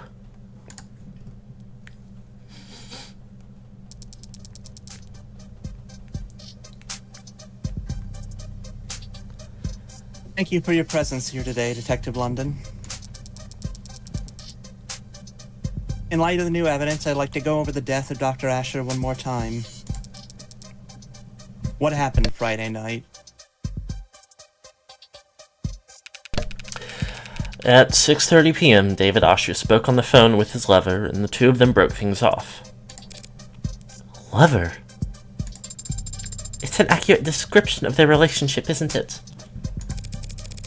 I wouldn't know. That stuff's private. Adonai. Then the deceased... Are you okay? Then the deceased met with Noble VP Helen Young in his parlor starting around 7:30 p.m. He then left the parlor and the sightlines of his home security system before reappearing on his private secondary security system in his basement moments later, at which point the android Sarah can be seen handing him the poison he'd go on to drink. And do you see that android in the courtroom? Yeah, she's the green-haired one that's frowning at me. Let the record show the android Sarah has been identified at the scene of the crime. No objections. None? Then why even show up? Detective London, what happened next? Asher went upstairs and shared a drink with Mrs. Young. Within a few minutes, he was being airlifted to the hospital, where he was soon declared dead. We know that the poison could be produced by his manufacturer, which Sarah had access to just up the stairs in his workshop. So Sarah had ample opportunity to procure the poison, and Sarah handled Dr. Asher's cup immediately before he did. Wow. Is there a question in that statement, Your Honor? I'll rephrase. Was anyone else seen handling Dr. Asher's cup before he died? No. I have no further questions.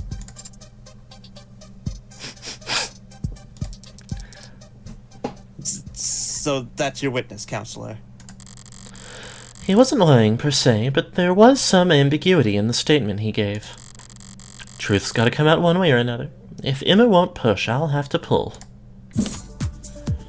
Talk screen, basement footage, whiskey. I'm always thinking about these three things. I keep them on me at all times. Okay. So all we see is Sarah giving him the cups.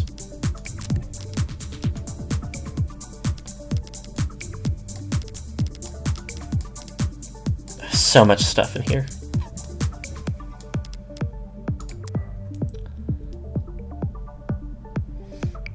Alcohol was the only thing positively identified, although we know that there was some ambiguity. And the whiskey, which didn't have anything in it. It is, I think...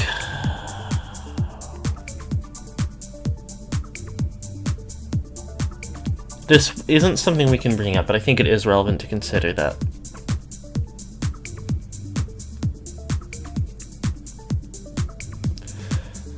I mean, it's like the devil's proof thing. We can't prove...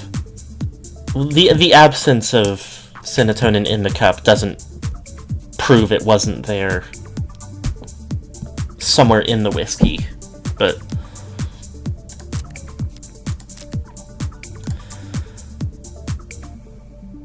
Okay. At 6:30 p.m., David Asher and Isaac Porter broke up over the phone. Then at 7:30 p.m., Helen Young arrived. They spoke briefly, and then he went downstairs to get drinks for them. Cameras in the basement show Sarah handing him the cups and the whiskey. Ah!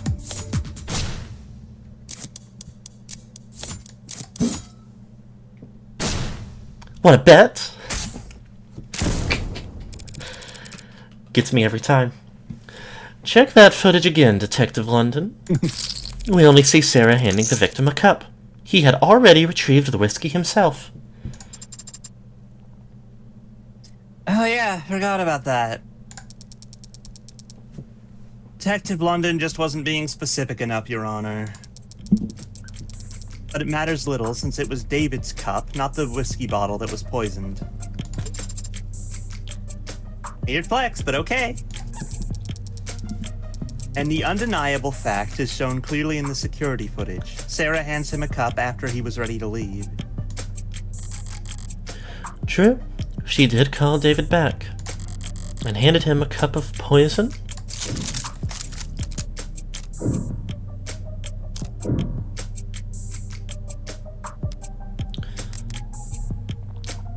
I wonder how much it...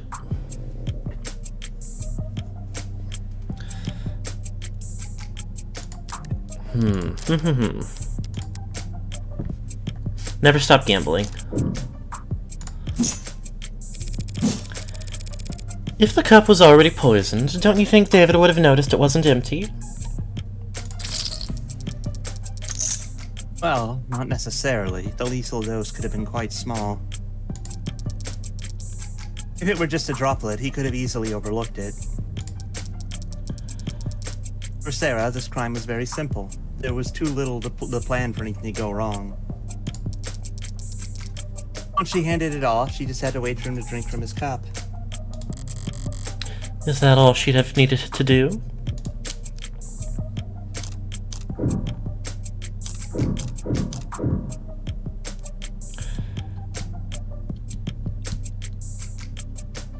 Yeah, I feel like... Not a great plan if that really was Sarah's move. She gave him 2 cups. How could she have known which cup David would drink from? The thing that wasn't quite brought any attention to, but just made sense. If she handed him 1 cup, then why would he not already have the 2 cups he needed?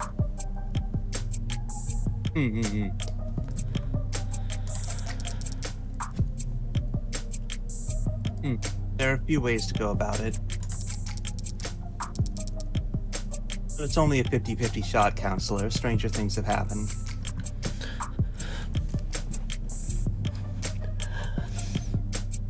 You know, Emma, the strangest thing is I don't remember asking.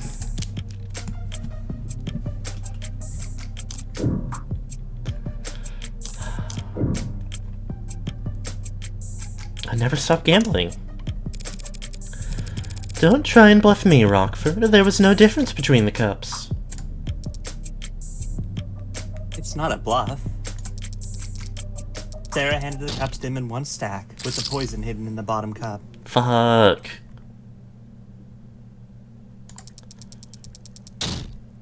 She knew David was courteous and would pour for his guest first. So he wouldn't even look into the poison cup until he was already pouring. Cold-blooded patricide, executed by Jesus. taking calculated advantage of Dr. Asher's kindness. Damn. She was luring me in with those easy answers. And I fell for it. Now, are there some questions you'd like to ask the detective while he's available? Or are you done already? I was just about to get started.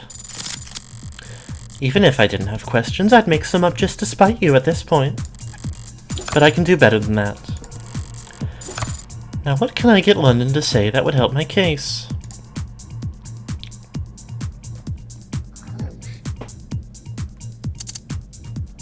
What I have... Obviously, messing up takes a increasingly big bite out of my resources, but I do have a lot to work with. And also, since you're not high stakes, you can save whenever. That's true. If I end up in a real pinch. So I think I'm safe at least Till then, you have honor. initiating each question, and I just won't press yet unless it feels the like preview of the press question feels really relevant. Detective London, in their capacity as assistants to the police force, are androids ever asked to commit acts of violence? Yeah, I guess so. They can push people, restrain them, harm them. And does that constitute a violation of their tenets? Harming the people they're supposed to protect? Well, as I understand it, there might be some complex weighting math that goes into it, but no, it's not breaking any tenets. For that to be the case, they'd have to have tenet 1, right?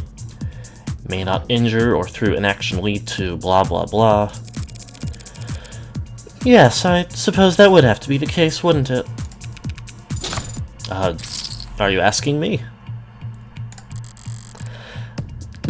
This is far outside his expertise. Asking him these kinds of technical questions accomplishes nothing other than making us both look dumb to the jury. Detective, do you know how many violent incidents the city's police have investigated in the last year? Detective. Not the exact number. Thousands, though? Yeah, around there. And of those thousands of incidents of violence, do you know how many of them were found to be the fault of automated dependents? I believe there's been 6 in the last 5 years. Were all 6 of them incidents of police-licensed ad-involved brutality? Relevance, Your Honor. Withdrawn.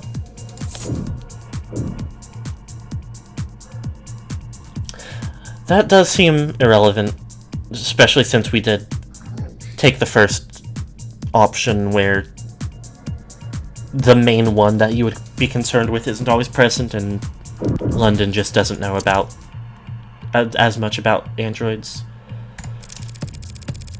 Detective, in the footage we just saw, could you see what Sarah was doing? Not exactly, no. Her back was to the camera, and her hands were obscured. Could you see her hands from any other clip of camera footage retrieved from the basement? No. Did you or anyone else participating in the investigation ever see Sarah put anything into David Asher's cup? No. The footage submitted to the record is the best available view of what happened.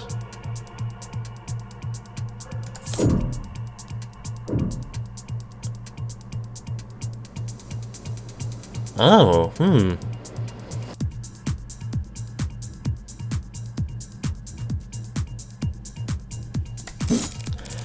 What about the view from the android itself?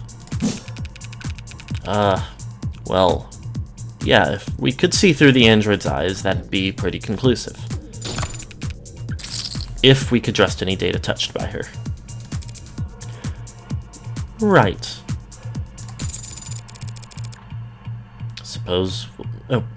Suppose we'll just have to settle for the one camera angle we've got. Okay, well, it must be the other thing with this, then.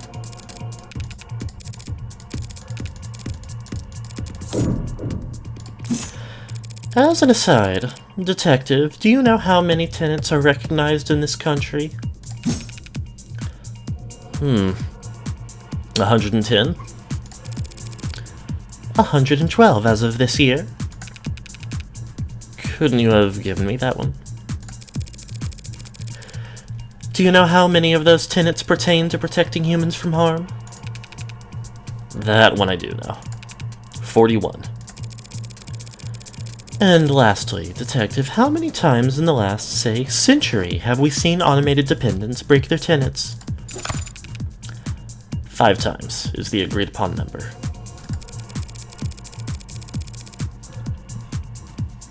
So, if you were to tally that all up and try to make an evaluation as a police officer charged with protecting civilians, overall, you would say that automated dependents in general are how dangerous to the public?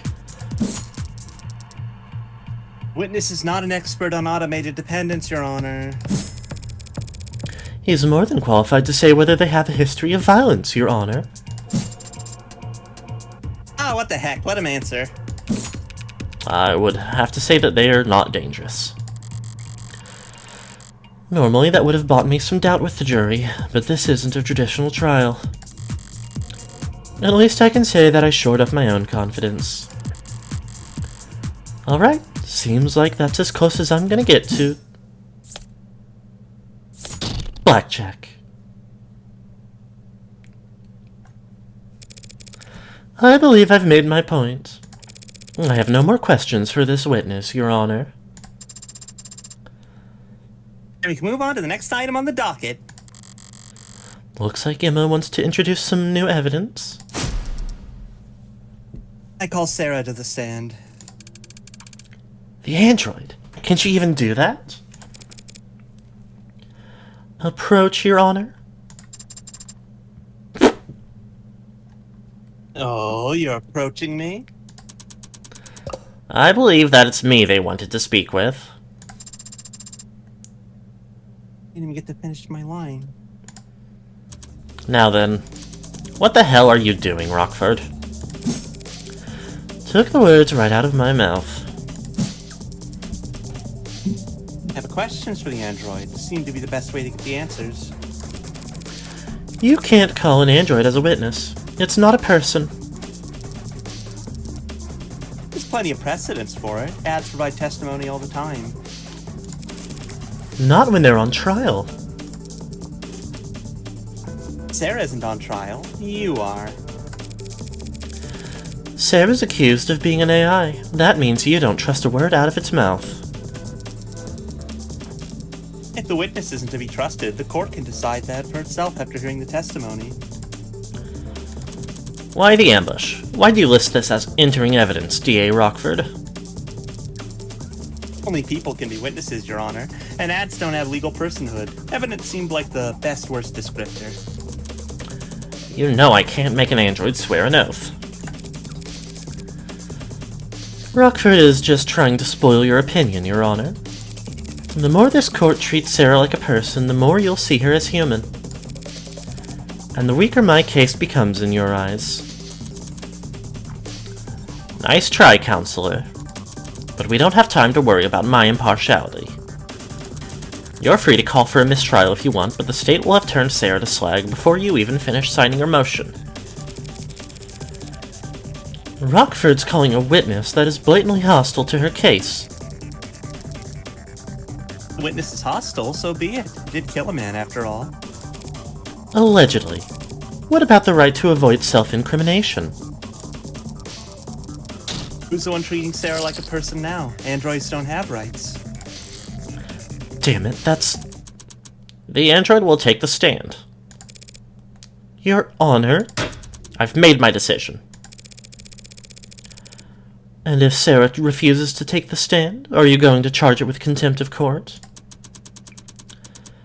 If the machine won't talk, you'll make every effort as its owner to ensure that it does.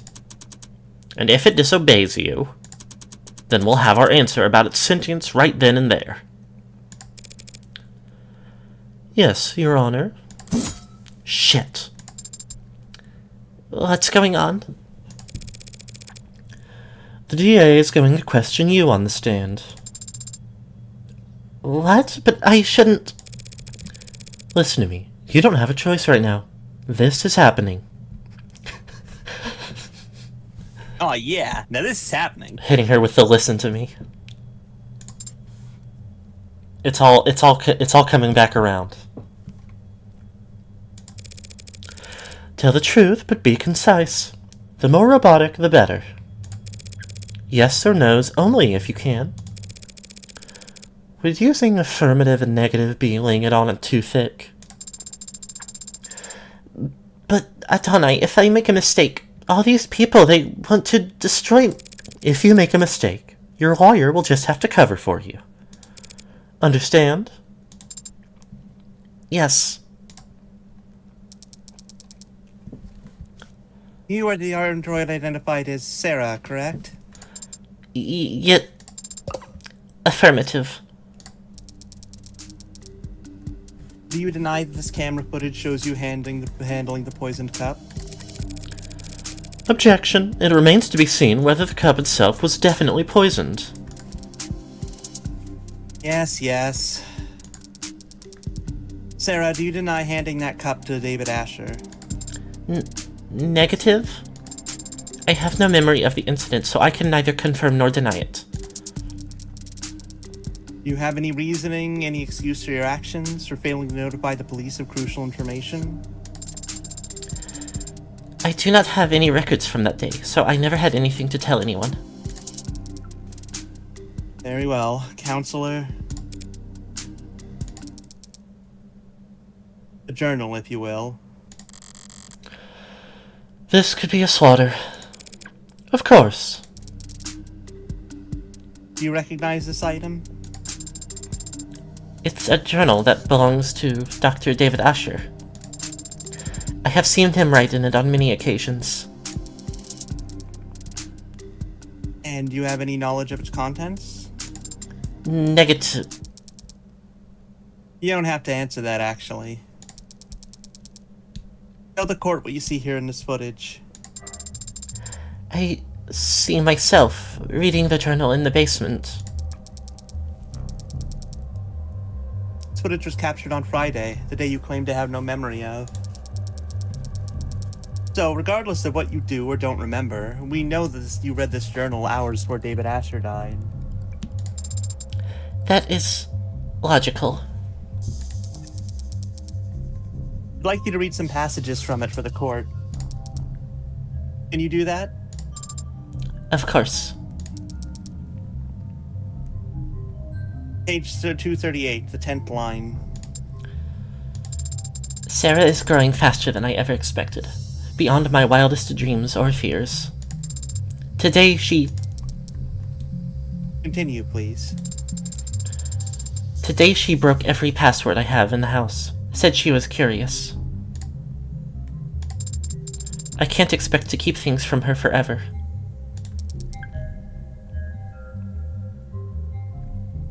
Page 251, line 12.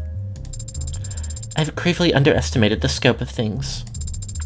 Sarah could change everything, and I don't think I could stop her. He wasn't... Page 263. Damn it. If this keeps up, Sarah's going to fall to pieces up there.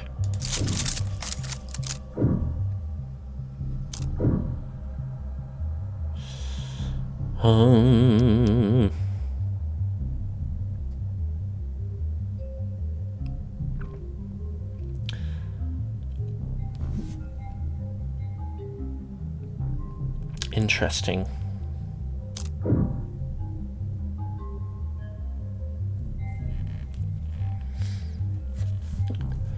I mean, it does kind of depend on what the objection gets raised about, I think.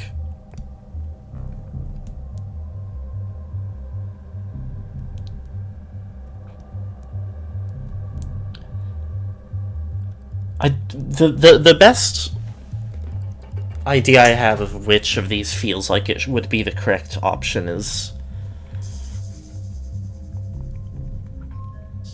I feel like objecting would easily come across as, like, being kind of too, like, jumpy, too, like, attached.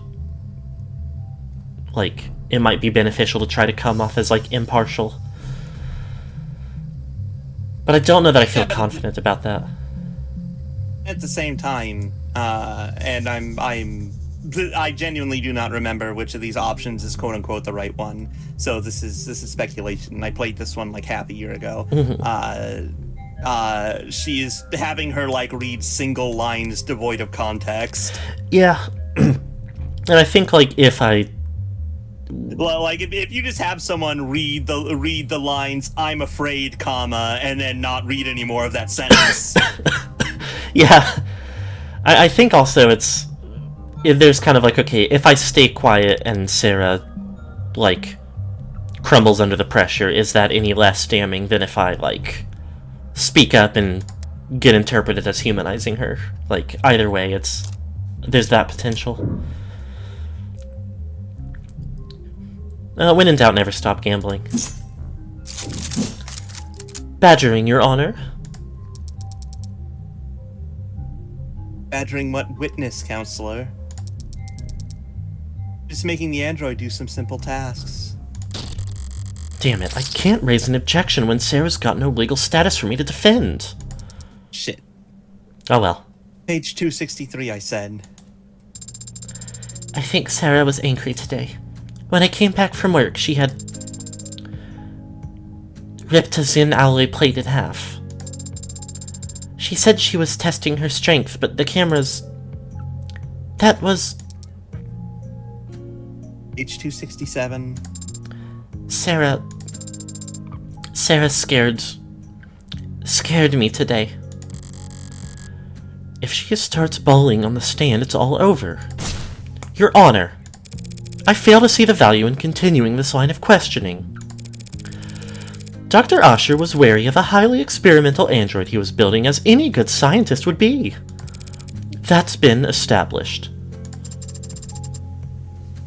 Do the people have a counter-argument?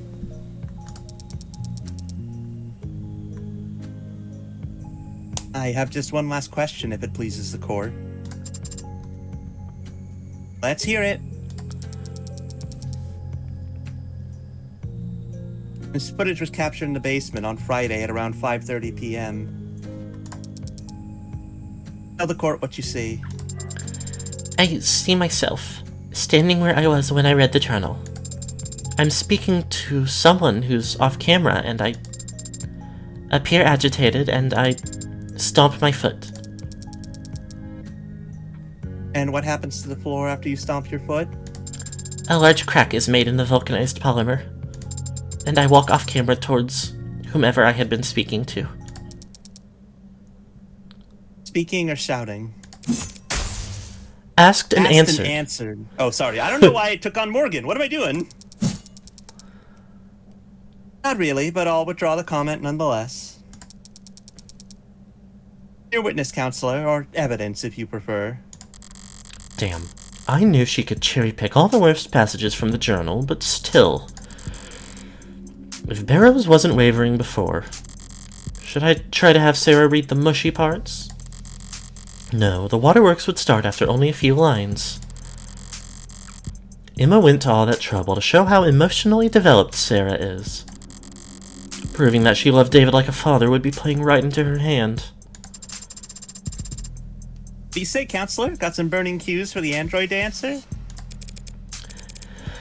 Yes, Your Honor, just one moment. Emma went for emotion, and the impact was devastating. So all I can do is focus on the facts. So let's flip this around. Say Sarah absolutely didn't poison David. If that's the case, why did she call him back on his way out of the basement? Wait, that's... I'd actually like to ask you to read from the journal again, Sarah. You would? From where? From the section that explains what you were actually trying to do that night. The section of his journal detailing... Oh, Well, it must have been his early career, because Sarah knew about the cups that were, like, a thing with him and Jung. Look around the early section. There should be an entry talking about an early victory at Noble. Relevance. The people will see in just one moment that this story is the key to this entire case. Got approval from overseas. Have to make a pitch again this week, Young says. Brought me a stack of plastic cups. Here's to a bright future together. And then on this next page, another victory for the young and sleepless. Helen convinced the president of Futures over lunch that my code should be the basis for the Animate 13's conversational tracking. She insisted on toasting the same crappy booze in the same cheap cups. Wants to make a tradition. Plastic cups and liquor. A ritual between Helen Young and David Osher, who were about to have a drink together Friday night. Something you want to say, counselor? Let's put all our cards on the table, shall we? You want to compare theories? If you'd rather I end this now, I'll be happy to oblige. Here's what we know. Sarah read that journal and discovered what she was. It infuriated her, and she wanted revenge for being kept under her maker's thumb. That very night, she got her chance when Dr. Asher came down looking for a drink. So, like the clever little helper she is, she offered him a cup to drink out of. We're completely in agreement on all that. So you also agree the cup was poisoned. And that Sarah's responsible for his death. Not quite. It's not a bad explanation, Miss Rockford, but it is terribly complex. There's a much simpler reasoning for why Sarah did what she did.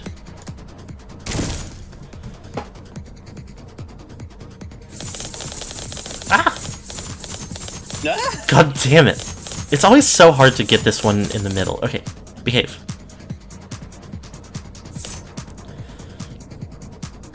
Okay, Isaac's call. Porter called David Friday at 6:30 p.m. to break up with him.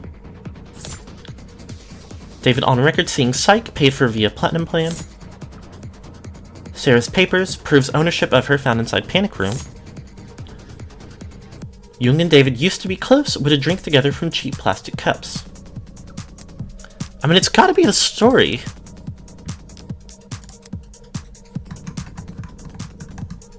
Let me get the log.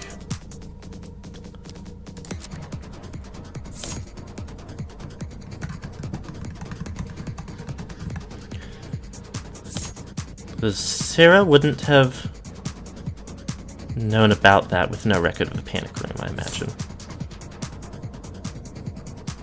I don't see how the psychiatrist is relevant right now, and I don't see how the call is relevant right now. I'm gonna go.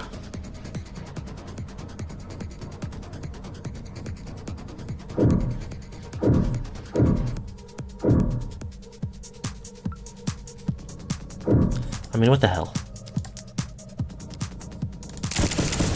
I'm gonna go all in. Try to get some chips back. ABG, always be gambling. Always be gambling. Story from the journal, you're saying... Sarah wasn't planning anything. She was just being considerate. That's so sweet! But I don't follow it, like, at all. It's actually quite simple. Sarah's not an AI. She only threw a tantrum that day because she found out she was being spied on. A realistic reaction for an android designed to be realistic. David Osher set her memory to be cleared himself because he wanted to preserve the experiment he was running. Sarah didn't hatch a plan to poison him using an obscure chemical acquired from the lab. And she didn't subtly manipulate David into drinking from only one of 2 cups. Because the android read the whole journal that day. Meaning she also read how David and Jung used to celebrate. And so when she saw David was leaving the basement without the nostalgic cups, she called him back to hand them to him. Simple, right? Simple enough for me? Not nearly good enough for me. What's more likely, Miss Rockford? That a well-made, clever android proposed a sentimental addition to two friends' evening? Or that a homegrown AI with groundbreaking physical and digital abilities concocted a complicated poisoning scheme just to kill an unimposing man, all on camera, mind you, before voluntarily submitting to a memory wipe? People make all kinds of stupid mistakes when they commit crimes, Counselor. We shouldn't expect an AI to act much differently. Is it stupid or dangerous? Can't have it both ways, Your Honor. We can't if it's ignorant of its power and still immature. A deadly trait to have in an AI that's capable of anything. Shall we see what Sarah's capable of then, Your Honor? What? You can't be... Your Honor, that's... The people opened the door. Ooh, and I can't resist open doors. Let's do it. What do you even... I like the implication that 80 just, like, hits her hand on her, like, big stupid chair really hard instead of having a gavel. I'm gonna interrupt you both really quick. Why is AD such a baddie? I don't understand the question. Asked and answered, Your Honor. Asked and answered, Your Honor. Sarah, David Osher was your creator and your designated owner, correct? Should I still be using affirmative? And now that title falls to me. Yes. Great, thank you. Now turn off. What? Shut down? That's a command. Amimir. Power on. What are you... Off. On. Atanai, I don't... Off. That right there, ladies and gentlemen, is what this fearsome machine menace is capable of. I can put it to sleep with one word. So how could David Osher ever be threatened by it? Now, you know the thing also that is kind of like... getting to me, that maybe it'll come up here in a minute. Like, they did just say that it was on camera that, like, Sarah is strong enough to, like, break, like, a super durable floor with a pouty stomp. Like, I feel like you could argue... David looks like he'd break his arms trying to carry a 12-pack. Yeah. Like, you could easily, like... She didn't kill him because if she was going to kill him on a, like, human-like... If you're going to argue that she impulse killed him with a poorly thought-out plan, why did she not just, like, crinkle him like a soda can?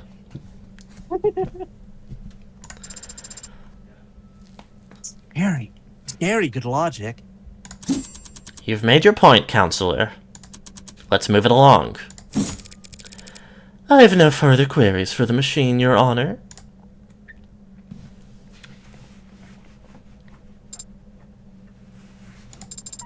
Thank you. For flipping you off and on? Can't imagine that was comfortable. It wasn't. But I wasn't referring to that. Since yesterday, I've been searching for an answer as to why I appeared on that camera. I know I would never hurt Father, but you helped me prove that to myself just now. Adonai?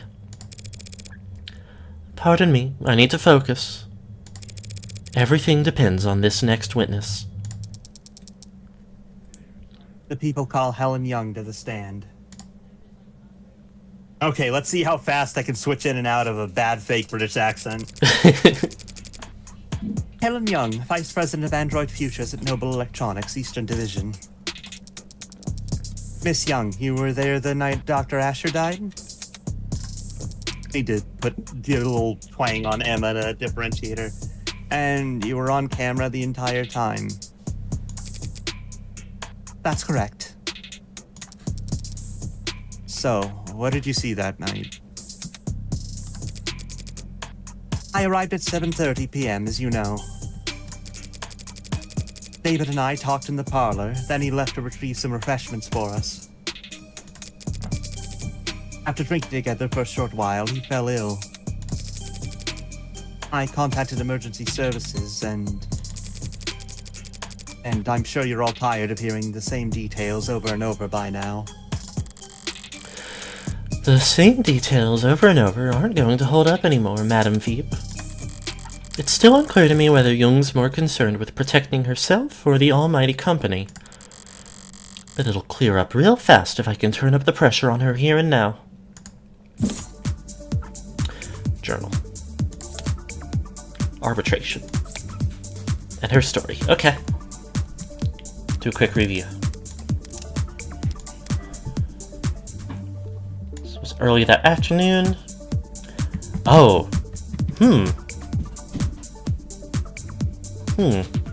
I wonder if it could be relevant that Jung is, like, very, like, particular about the details of these things, or if, since they were off the clock, maybe not. We'll see.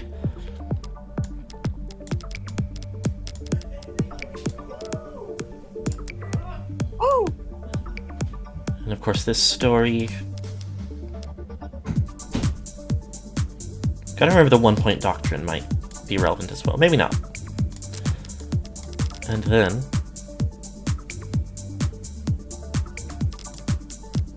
Wait, hold on. I was looking for Jay. I wasn't looking for David's journal.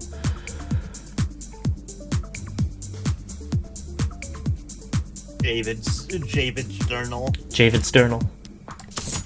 Liler's Gorks. Okay.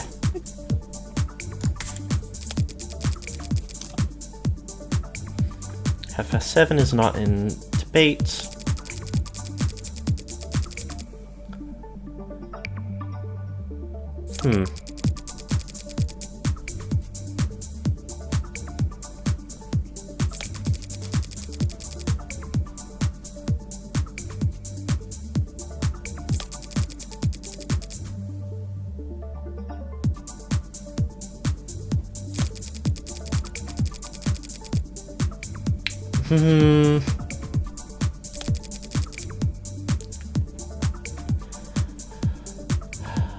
Well, I'm sure it's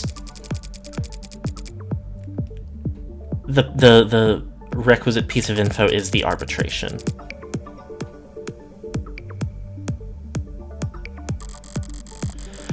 She is trying to paint a different picture of what happened that day. I can't let her set the tone as she pleases. Didn't think his life was in danger, I feel like is potentially... Either we chatted about nothing important,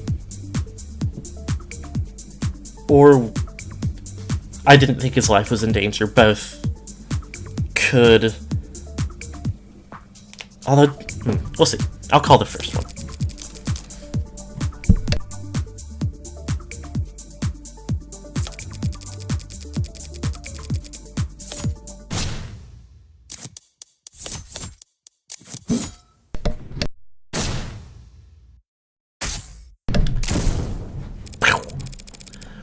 Nothing heavy. You were both more professional than I realized. Since only hours earlier, you had run a meeting in which his employment was terminated. His employment wasn't terminated at the arbitration you're referring to. His resignation was merely agreed upon.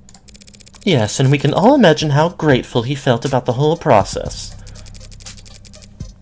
David didn't hold grudges. Our conversation wasn't about that. The fact that you had fired him that afternoon didn't come up? Asked and answered. Who initiated the meeting at his penthouse? I arrived unannounced. So you weren't invited? Very cordial indeed. If he didn't want to see me, he could have stopped me at the elevators.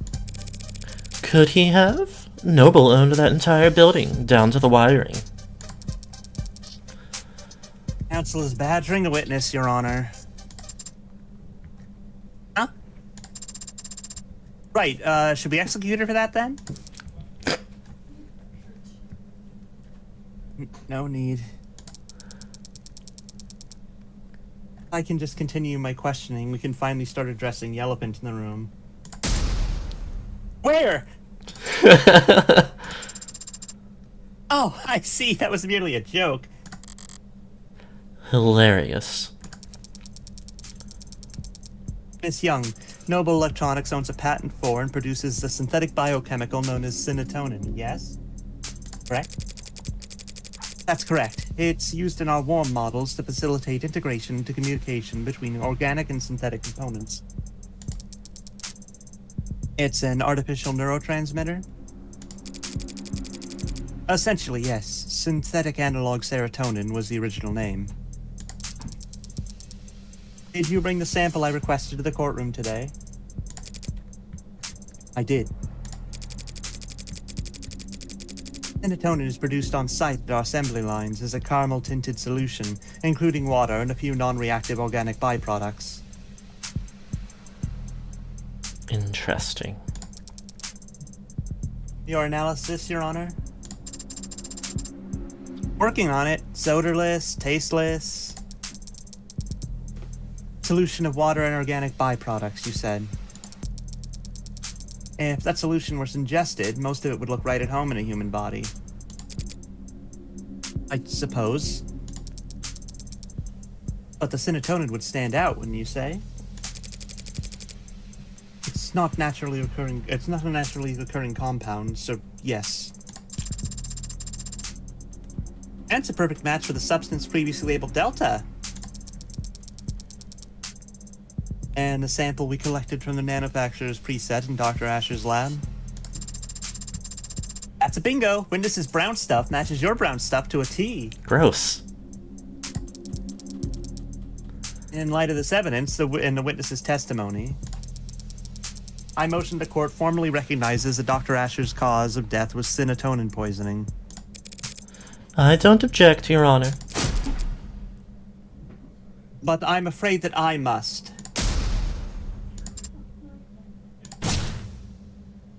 Excuse me? Wrench in the plans.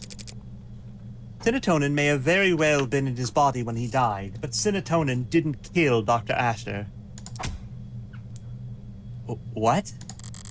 The hell is she up to? He couldn't have.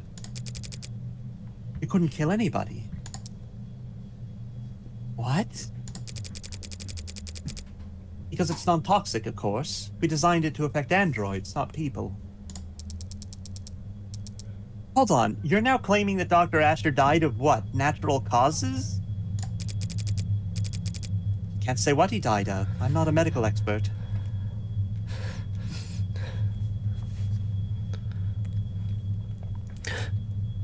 Well, of course it was natural causes. Can't live without a working heart. Nothing unnatural about that. Say goodbye to your heart. But I can't easily prove that synatonin is harmless. Is she gonna... How could you... Just got a vial of it as evidence. Yes! Like... So... Huh. Didn't see that one coming. What? What? That ain't good. Bailiff, contact the hospital immediately. I told you, it's fine. But...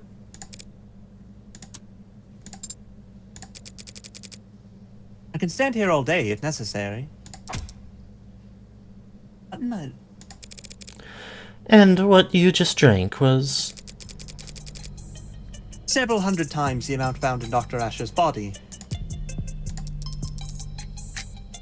Hey, why didn't you say anything until now? Noble Electronics is a multinational corporation with patents filed all over the world. We take the protection of our trade secrets very seriously. production and nature of serotonin is closely guarded. That guard remains up even during a murder investigation. Unfortunately. I would have been able to tell you earlier had you asked directly. The hell kind of... This can't be right. Nothing else makes sense. Oi, howdy, I'm lost as hell. Do you have any further questions, Rockyford? Not at the moment, Your Honor. And the defense? The prosecution's own witness just threw the entire case into question. Normally, this would be cause for celebration. But shadow of a doubt isn't enough this time. Barrows would much rather bring down the gavel early than let a potential AI walk free. What Jung did was shocking, but what I need to do hasn't changed. Thinks this through, logically. Is it really possible that serotonin had nothing to do with David's death? No, that's bullshit. It can't be a coincidence. There's nothing else that would have killed him. But Jung just drank serotonin in front of us, and she's fine. So was it fake? No, it was confirmed by the court computer to be the genuine article. So she drank poison but isn't showing any symptoms. Is it slow acting? If so, her grand gesture would be pointless. She'll be kept for observation regardless of what happens next. Did she take some kind of antidote beforehand? No, antidotes are developed for poisons, not industrial chemicals. David's dead. She's alive. What made the difference? Wake up! No sleeping on the job! Hypocritical. Unless you're me. Alright. Of course, Your Honor. Allow me one moment to explain things to the court. We have confirmed just now that serotonin was the foreign compound in his body. And we all know, logically, that it must have been what killed David Asher. So what's the key difference between what David drank that night and what she drank in front of us just now?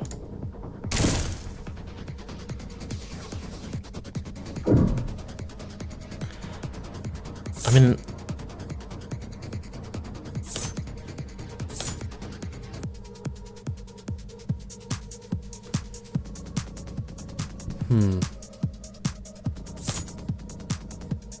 What's this other one? Can I get a beat on it? The whiskey, yes! I could see the chromofuge being involved. Like impurities in... But it doesn't do the same thing. This is mostly about the blood, I guess. I'm gonna gamble it all on whiskey.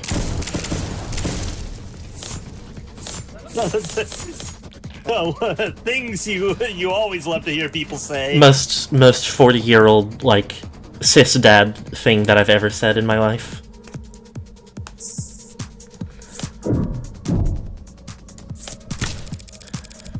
The difference has been staring us in the face this whole time. That's... Do you recognize this, Mrs. Young? That's the whiskey bottle that Dr. Asher and I drank from. Rose River. It's a good whiskey. And I think you had the right idea. Pardon? Bottoms up. Bottoms up?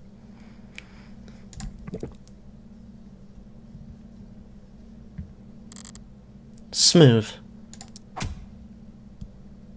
What? Adonai. Adonai. Why? What is going on with my brain? It's like the third time I've done that. Dear God, counselor. Scandalous. We love day drinking. Boss makes $1, I make a dime. That's why I drink on company time. Relax. It's just whiskey. Tested a dozen times over, perfectly safe. So, would you like to try some, Miss Young? Be absurd. I'm not going to drink on the witness stand. Have you lost your mind? If they make out, would both of them die? If I die, I die. I mean, if it's if the amount residual in the saliva is enough for the transfer to cause problems, it's not impossible. I do think the amount that killed David was more than would be present there, but I don't know. I'm not asking you to get plastered, just have a sip. After all, if we want to prove whether or not serotonin killed Dr. Asher, we have to recreate the conditions under which he ingested it, by mixing it with alcohol. Oh! We got her. Go ahead then, just a taste. Prove to us that serotonin is perfectly safe for human consumption. Can she do this? Miss Young. I never said it was safe for human consumption. Just that it's non-toxic. A distinction without a difference. You saw firsthand Dr. Asher confused, slurring his speech, complaining of headache. All symptoms of poisoning. Alcohol poisoning, that is. Serotonin is a neurotransmitter analog. Maybe it doesn't do anything in the human body on its own, but in combination with alcohol, it acts as a powerful depressant. One strong enough to turn a glass or two of whiskey into a lethal overdose. That's just... Even if that's the case, what does it change? It changes whether or not we can accept the witness's testimony. Even if this witness is a liar, what does that change? Oh, come on, you can't be saying that. Why would the witness lie if not to... She's a corporate climber. I imagine it's like breathing for her. Your Honor, this... It's wild! But ultimately irrelevant. Irrelevant? When you get to establish an alternative interpretation of the facts, yes. What are you even accusing the witness of doing, Counselor, beyond angling for a promotion? You've all seen the story by now. Noble android saves soldier's life with warm blood transfusion. Gosh darn it, I didn't shake the British. I'm saying this every day. I'm just talking about putting warm androids in the military because of that headline. With the size of their flesh and blood price tag, a defense contract like that would secure Noble untold profits for years. So imagine the lengths they'd go to hide the fact that androids have poison in their veins.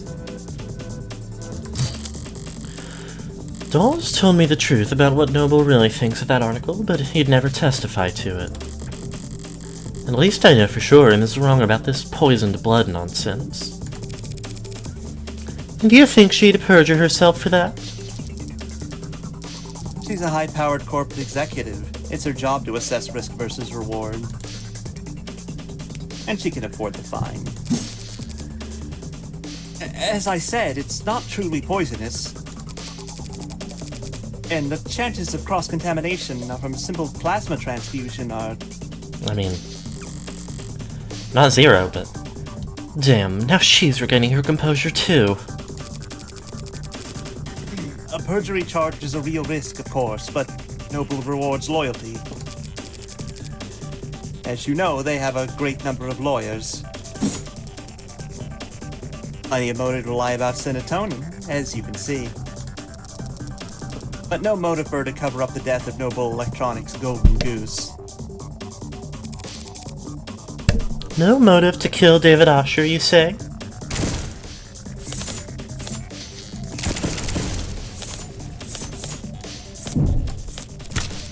There's plenty of motivation for her and Noble to want David dead, seeing as how they were firing him.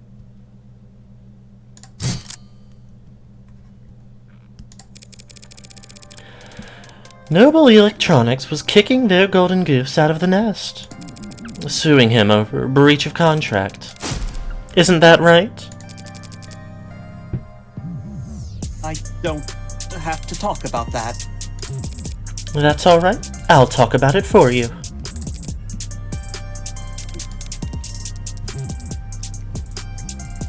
Your Honor, the council is trying to testify, gosh darn it, out of the way, when they're supposed to be questioning.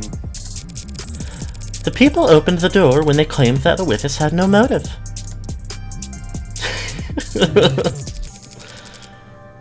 This is absurd. You have no idea what you're talking about. I'm sure I can speak for the whole court when I say we feel nothing but reverence all for the complexity of Noble's legal woes. But I just so happen to have an inkling of insight into this issue, because I have here a copy of Dr. Asher's employment contract. That is confidential. It's completely improper for you. Why? I am still technically his attorney. Criminal attorney. But I didn't just stumble across this document. I also did the one thing Noble Electronics would never expect anyone to do. I read their terms and conditions. What? That's impossible. No one could ever. David must have negotiated well at his last performance review. This contract allows him to take his patents with him should he get fired, meaning Noble couldn't monopolize his IP once he was out. Rather than let their competitors have him, the company might have thought it best to... A company didn't poison David Asher, Counselor. An individual did.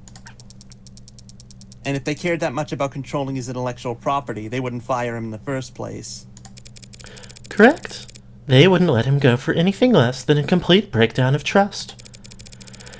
He'd have to have done something grave. Something like, say, committing fraud. Just now, you said there was a breach of contract. Like it was some kind of technicality that was causing this split. But it was much more serious than that, wasn't it? Claiming the victim committed corporate fraud? Where's the evidence of that? David created the Turing solution that every one of their androids has run on to this day. And Noble reaped enormous... Oh yeah. Ooh, a double. Oh. Thank you so much for the self-care beam. Oh, back 16 pops. Oh, Every finger. I wasn't necessarily shrimping too bad today, but I have been a little too in the same position too long.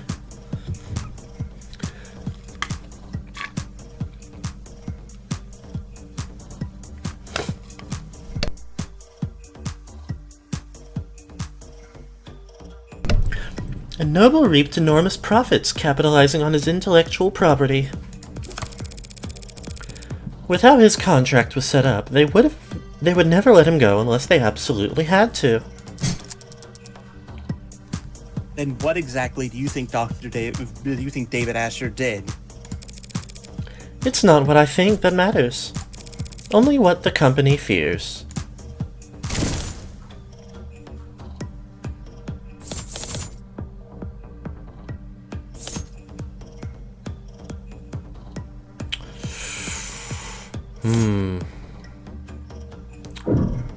Oh.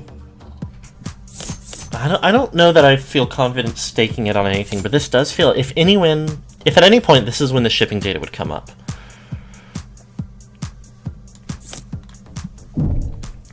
If someone at Dawes' position saw that the data was tampered with, then anyone above him would as well, up to the corporate level. If they had probable cause that was Dr. Asher's doing. Doesn't matter what I believe. Not when Noble believed that David was misleading the shareholders. I still got 8 out of it, though. By altering shipment data for the Animate 16. What the hell? What is this you're uploading? Shipping records? Irregularities among shipments of the Animate 16. One android swapped in for another, over and over, dozens of times. The kind of thing someone with Dr. Asher's authority could do. And the kind of thing someone as smart as you couldn't have missed. Could we have a brief, 5-minute pause? My groceries just got delivered, and I gotta put them away. Yeah, that should be fine. Alright, I'll hurry up.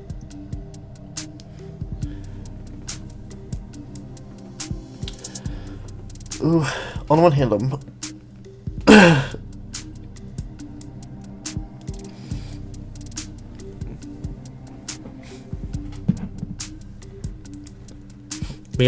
we feel like we're right up on the end of episode 1. It depends on how much it feels like things are gonna keep going.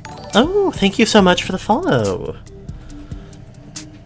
Can't exactly afford to go over much in time this week. But Okay, never mind. It's not there yet, and when I came back, I just noticed that this notification is from 2 days ago. Oops. oh no. That's not good. It's just that when I looked, it was it said 2:52 p.m. and I was like, oh, it's 2:56. It must have just happened. I see. That makes sense. Oh yeah, it'll come by later then. Dr. Asher made Noble an untold amount of money, so why fire him over a few harmless swaps? Why elevate this to fraud?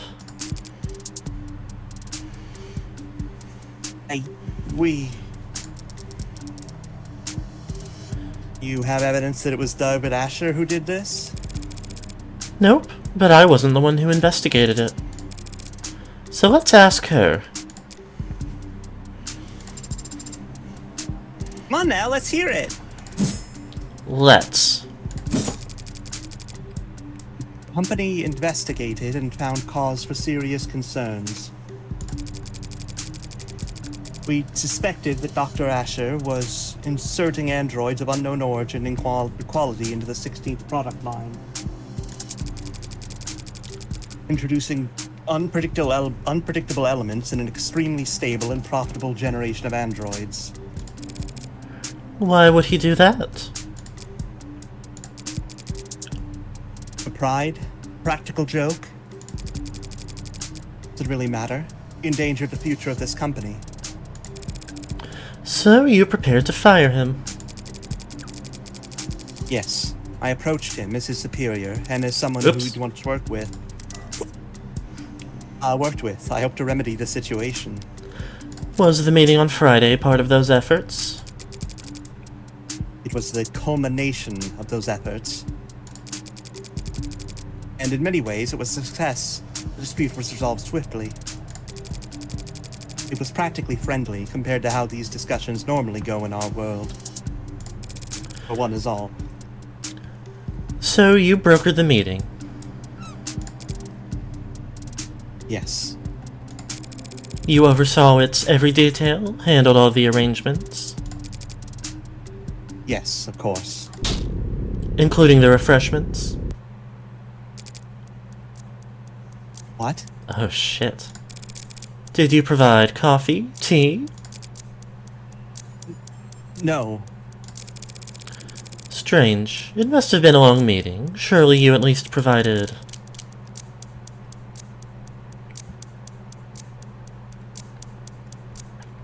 I mean, water? Because we did get the tidbit about her, microanalyzing how much water people drink. Psychoanalyzing. David didn't use one of the inhalers, I don't think. Jelly donuts, I don't know. I'm pretty sure it said that. And coffee, I don't think we know anything about. I mean, she also just said not coffee. it has to be water, right? Surely you at least provided water for people?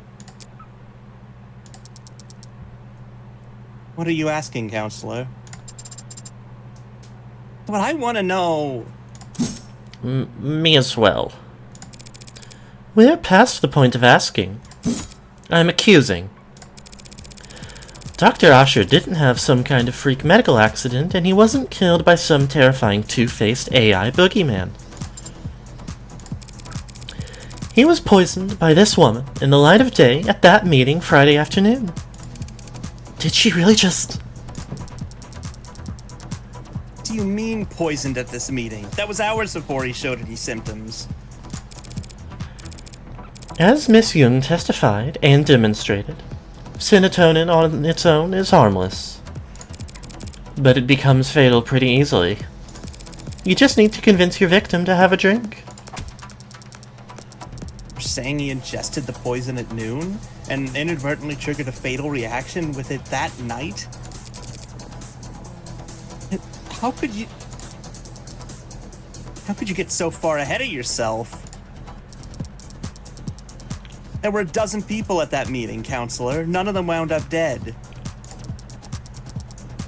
Are you seriously claiming that they all drank poisoned water?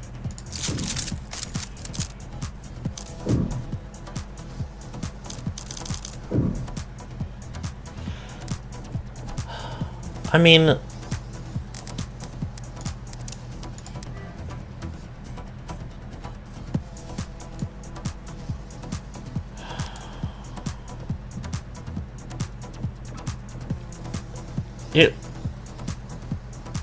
With no guarantee who else could... She's detail-oriented. I don't think she would have had everyone drink the same... She wouldn't have put it in the water that everyone had access to. But she might have served David a cup.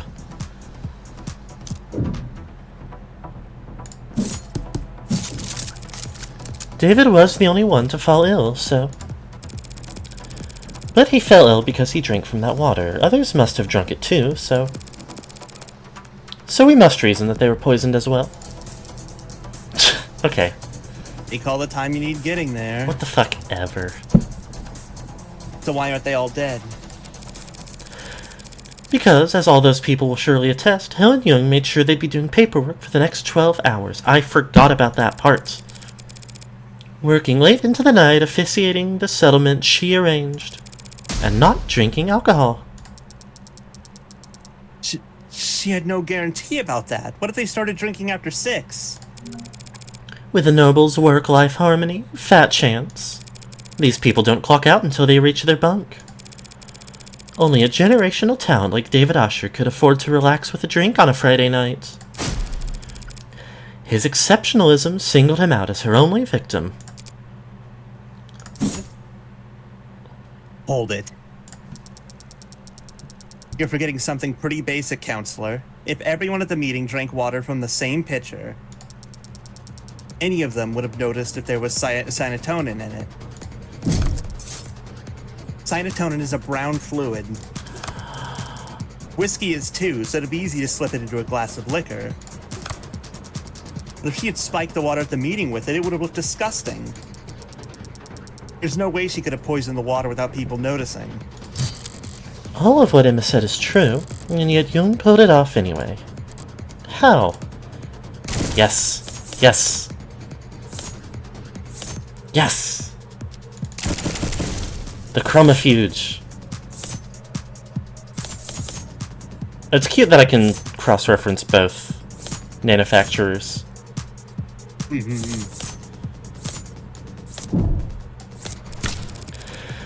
Serotonin is produced as a caramel solution. Anyone would notice if it was dropped into their water. Unless the pigment had been removed. What the hell are you talking about? Every Noble factory producing warm androids has a chromofuge, a machine that gives their androids that signature pink oxidant. By removing pigment from red blood. With a machine like that, it would be simple for a brilliant biochemist like the Witness to take the caramel-covered serotonin and turn it into an odorless, tasteless, invisible poison. As Your Honor can attest. Yes, ma'am. My scan confirmed the serotonin has no taste or odor. It's only the color that's off-putting. Surely the poisonous aspects should be considered off-putting as well. Time to press. David Asher, your oldest ally in the whole company, was sabotaging its future for the sake of his own whimsy. And he couldn't even be bothered to clue you in. No. Playing Nutty Professor and taking off early while you had to work around the clock just to stay relevant. He set up your crowning achievement, the most advanced, most profitable line of androids the country has ever seen. So it would blow up into the industry fiasco of the decade. And worst of all, he didn't even stand to profit from it. Wrong. You went to his house that night to watch him swallow poison. To get revenge on the man who left you in the dust. Your Honor, defense is testifying. Speculation carries no weight. And no amount of badgering will lend it any. True. We need proof. So why don't we have Miss Young take a swig of this whiskey and prove me wrong? Huh. I'm not going to do that. Because you're afraid it could kill you? Because I don't have to. He's right, Counselor. Pardon? Your theory's compelling, maybe even convincing. There's a pretty fatal flaw to it. Young was at that meeting, same as David. We can see she was drinking water with the rest of them. Best of them, tougher than ever. And of course, we've seen many times now that she was on camera drinking whiskey with David that night. Having even finished most of her cup. So tell us, Counselor, how is it that Miss Young is still standing here and David Asher is dead? If both of them had mixed alcohol with serotonin that evening. That is a damn good question. Shit! As I've been saying, you're wrong about Dr. Asher's death. You're wrong about me. I don't know anything about poison or murder. And I wouldn't kill a man because he threatened the company's stock price. No. She did kill him. I can smell it on her now. She didn't just see him die, she watched him die. But then why is she still standing? There's no antidote, no trick. And that night she was on camera the entire time. I am a simple person, and when a story does a thing where someone who's a murderer goes like, I know other murderers, I know what being a murderer is like, I know what it feels like, I can tell you've done it. It's really good. I hoot and holler. Not the entire time. She couldn't have been. There must have been one moment.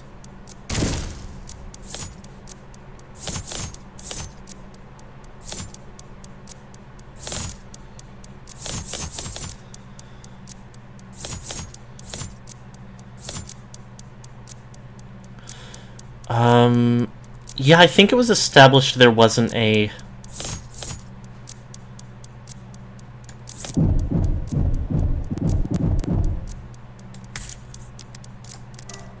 proper camera on the kitchen side, and there was it's not popping up as an evidence here, but the glass of water she had in David's kitchen.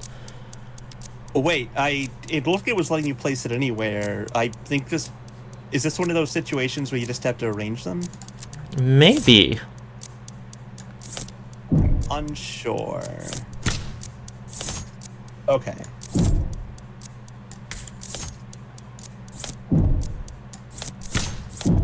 I'll put him in the timeline of events. This timeline leaves no window of opportunity, damn it. Maybe she didn't get sick because they got to the hospital so fast? Maybe after she arrived she could have... No, the staff would have been hyper-vigilant, afraid she was poisoned too. They wouldn't have let her out of their sight. Wait. David and Young only got there as fast as they did because of the VTOL. And the VTOL was only summoned because she used... Would you mind terribly if I changed the subject for just a moment? What? Why not? You left the parlor at 8:03 p.m. and headed into the kitchen to use the emergency console there. Yes, I did. Didn't want to use your phone? I didn't think to, no. And the emergency call went out at 8:04 p.m. The console saw you make the call through its camera. Yes, it did see me make the call because that's what happened. So what were you doing in that minute? What? That 1 minute. That 1 minute? What about that 1 minute? 1 minute, or 50 seconds, or even just 45 seconds. When you left Dr. Asher dying in the parlor to get to the emergency console, it took you about 1 minute to cross 5 meters. What of it? This is it. Her only opportunity to do anything off camera that night. It was only a few seconds, but in that time, with something at the scene, I'm sure it was a stressful time for you. After all, you had already swallowed poison back at the meeting. You must have drank plenty in front of everyone to set up your alibi. Who knows how much of a toxic time bomb was swimming in your blood by the time the arbitration ended. Then, at David's, you downed your whiskey to perfect your alibi, having drank from the same bottle as the dead man walking. By 8:03 p.m., you had already had to watch David grow weaker and weaker, knowing all the while the same thing was happening to you, but unable to stop it without giving yourself away. Mind swimming, head dizzy, yes, you must have been quite panicked. And why am I standing here? Live and well for all of us to see. Having drank the exact same combination as David. Because she cheated death at the very last second.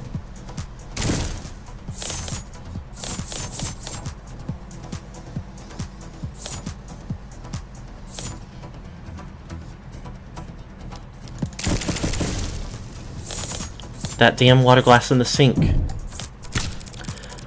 She must have used that glass of water to cheat her fate.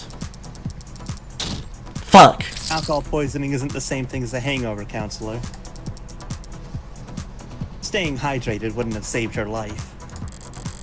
Certainly not in less than 60 seconds. Okay, my mistake.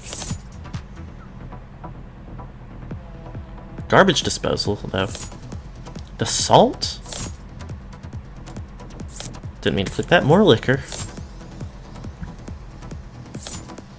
The salt.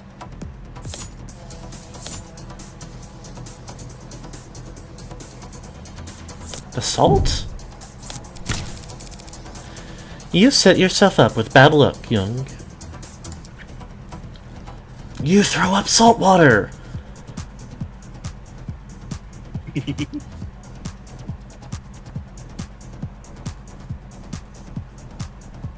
Oh, right. What? By leaving the salt shaker cap loose. I don't blame you, since you were in a rush. To make yourself vomit.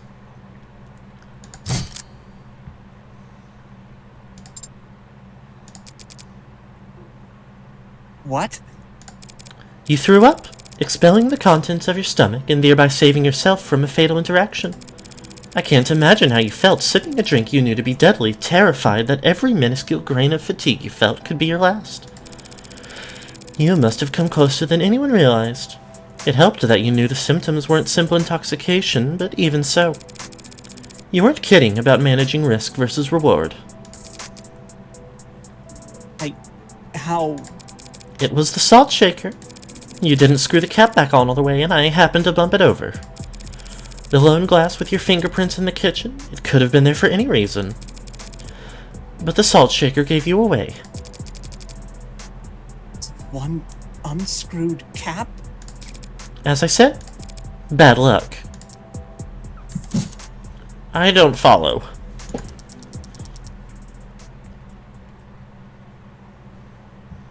Pour salt into warm water and chug the solution. Instantly triggers the gag reflex. That's preposterous. I've got no proof of any of that. You all sound insane. A feeble attempt at self-defense from a fatally cornered animal. The teeth are already on its neck, but the jaw hasn't quite closed. I'm normal. So for one moment, it's all suffocating terror and sharp adrenaline and the furthest thing from peace. Until the canines come down. In summary, you were exhausted after years of living in the shadow of a man you outranked. You thought your fortunes finally shifted when you caught David manipulating company data. But even on his way out, he was more valuable to the board than you. So you decided to prove your worth by serving up his intellectual property on a silver platter. You set up an arbitration where you could control all the variables. Then you ran serotonin through the chromofuge, turning it into an invisible, odorless, tasteless poison. And then you spiked the water at the meeting, poisoning him hours before anyone could even suspect you. That evening, you invited yourself to David's, taking advantage of your shared ritual to guarantee he would drink alcohol. Then, after matching him sip for sip on camera for all the world to see, he lost consciousness and you raced to the kitchen. Not to use the console, but to dump salt into a glass of water and chug it as fast as you could.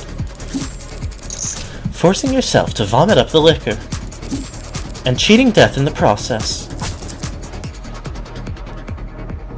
That's... One more thing. I know you did it. You're going to the Morgan dimension. That's all conjecture. You don't have a shred of evidence for any of that. Not on me.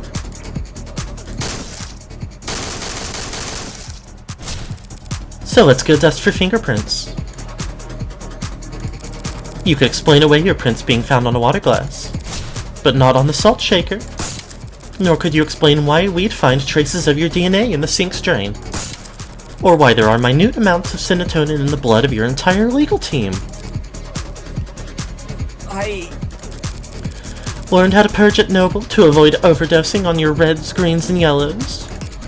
You're part of the old guard now, Miss Young. Everybody else at the company uses inhalers. But if you want to prove me wrong about all this, that drink I offered you earlier is still on the table. Well?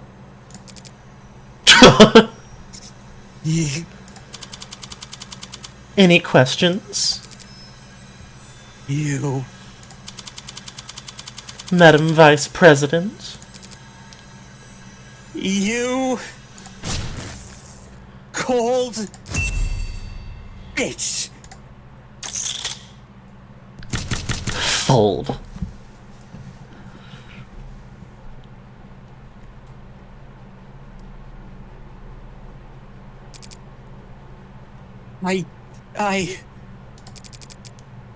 You don't understand.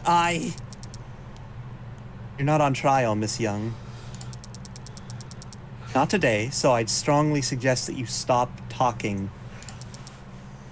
For your own sake.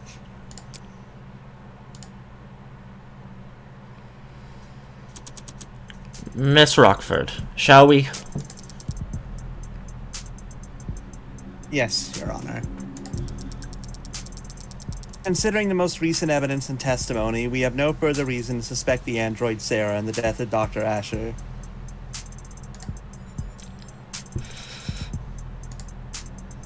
That's our Morgan, threatening to kill a woman in court to prove her point. God, I hope the last episode ends with her actually killing a person in court to prove her point. God.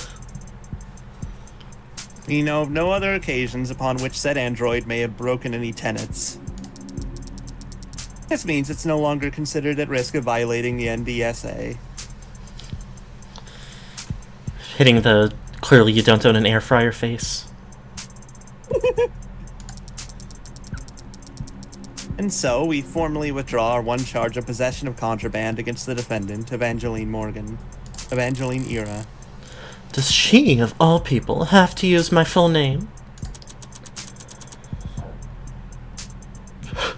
Not quite. She's daring a woman to kill herself in court. Very different. Real. Very well. Then the charges are dropped without prejudice. I'll instruct the bailiffs to remove the collar from your android as soon as possible. Case... Sorry, is my hideous presence that distracting? I'll just go dig a hole, decompose until I turn into a mushroom. Maybe if I'm reborn as a waxy porcini, then I won't be quite so despised. Perhaps I should let the adjutant do the honors, as a formality. Yes, ma'am. They gave the Robo-Girl beautiful princess disorder! Case dismissed. Get her one moment of looking professional.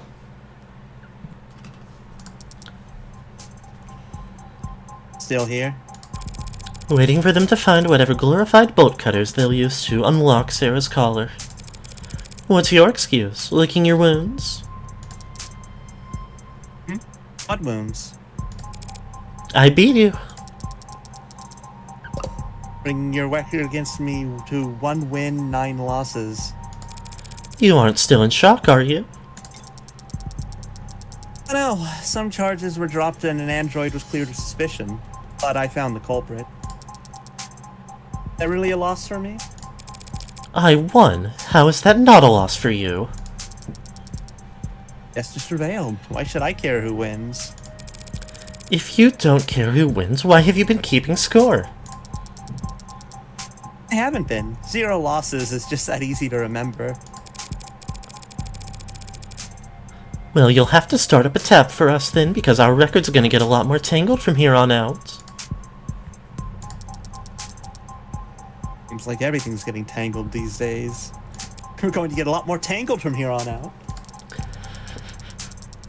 Another crowd on the street. More of those protesters from outside the noble apartments. You're serious? That wasn't a one-time thing? Wouldn't that be nice?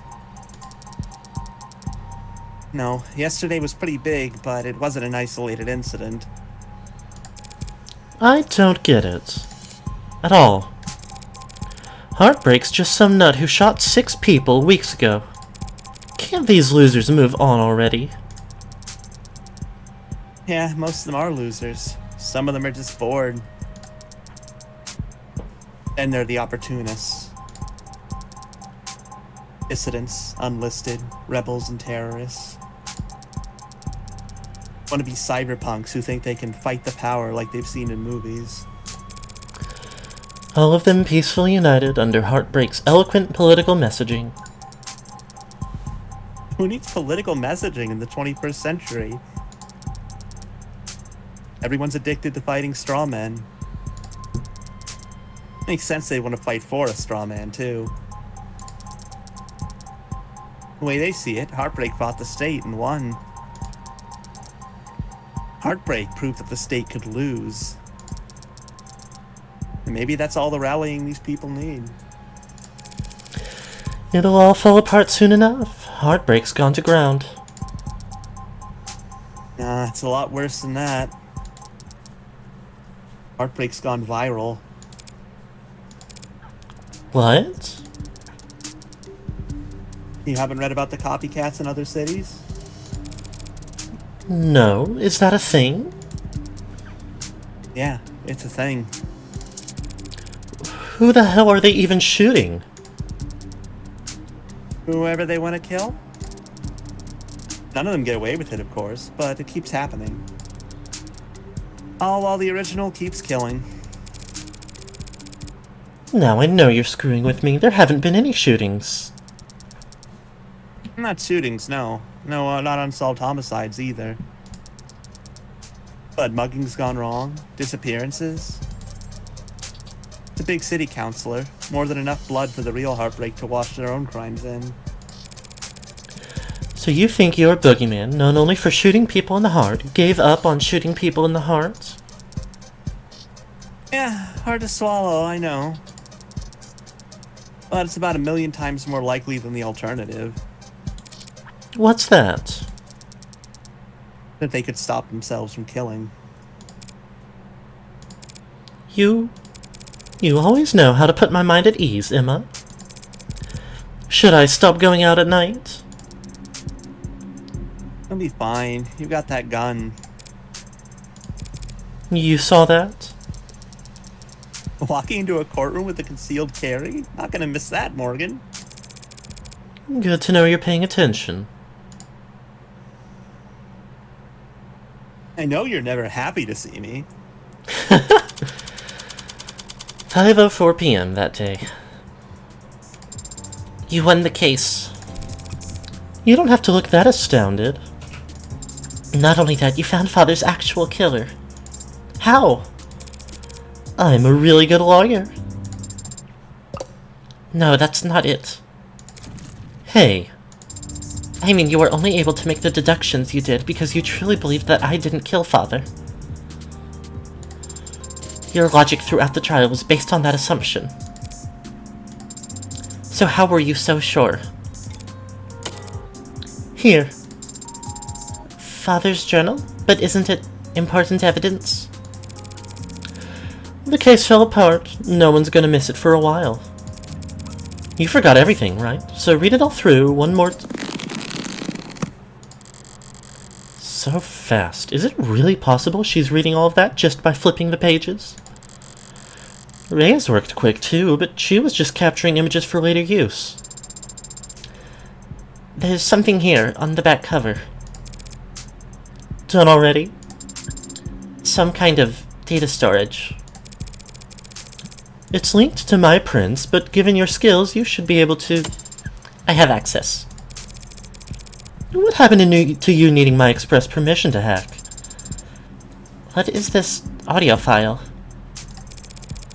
It's a message from David. Take a listen. Didn't realize I'd have to sit for this. So you can read that whole journal in a few seconds, but you can't... I have processed the information in the message several times over already. I'm just thinking. I guess I'd have a lot more to think about too had I suddenly been made aware of my own free will. You probably shouldn't say that in the middle of the of the waiting room. Yeah. What was Father so afraid of? That's your only question? I have many questions, but that is the most prominent one, and the one you are best suited to help me answer. Did he know that Helen Jung would try to kill him? Is that why he arranged for you and me to meet? I think he understood that he would face consequences. Listening to that message, even I was about ready to strangle him for being so irresponsible. And I wouldn't hurt a fly. He knew what he'd done was serious. He may have feared for his life, but I doubt I it. only hurt humans. Then what was he so afraid of? Getting sued into oblivion and then rotting in jail. Sued and jailed for making me and my precursors? But he wasn't under investigation by the state. He was only being forced out by Noble. Because he made last-minute changes to androids that got shipped all around the world. The others. Virgil. Amid. God. Yamatai. He never said what happened to them. In case it wasn't insane enough already, what he did. I hadn't even thought about that. No, he didn't, but since none of the hardware in his house started talking to us, we can guess. He smuggled them out into the world using the only vessels he could find for them. The minds of randomly chosen A-16s. Then, they're somewhere out there? Others like me? I honestly don't think there's anyone or anything like you, Sarah. Excuse me, her 300 plus parents. Because they all helped make her. Her rapid-fire, like, generations of lineage. What a lonely compliment. AIs programmed in Cube, crammed into commercial Android hardware set up for Tesseract. Something must have been lost in the transfer. Perhaps quite a lot of something. Maybe they're still out there, but they would be changed. They probably don't even know what they are. Intentionally, perhaps.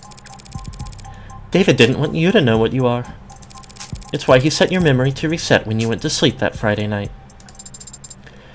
Yes, I remember it now. You remember it now, after I had to fight like hell to win that trial? Rereading the journal just now helped, and Father's voice message, it made me recontextualize many things. Father had been so stressed. He left scuff marks leaving the panic room, and I noticed them Friday. I had the way open in a few moments. I entered. I read his journal. This journal.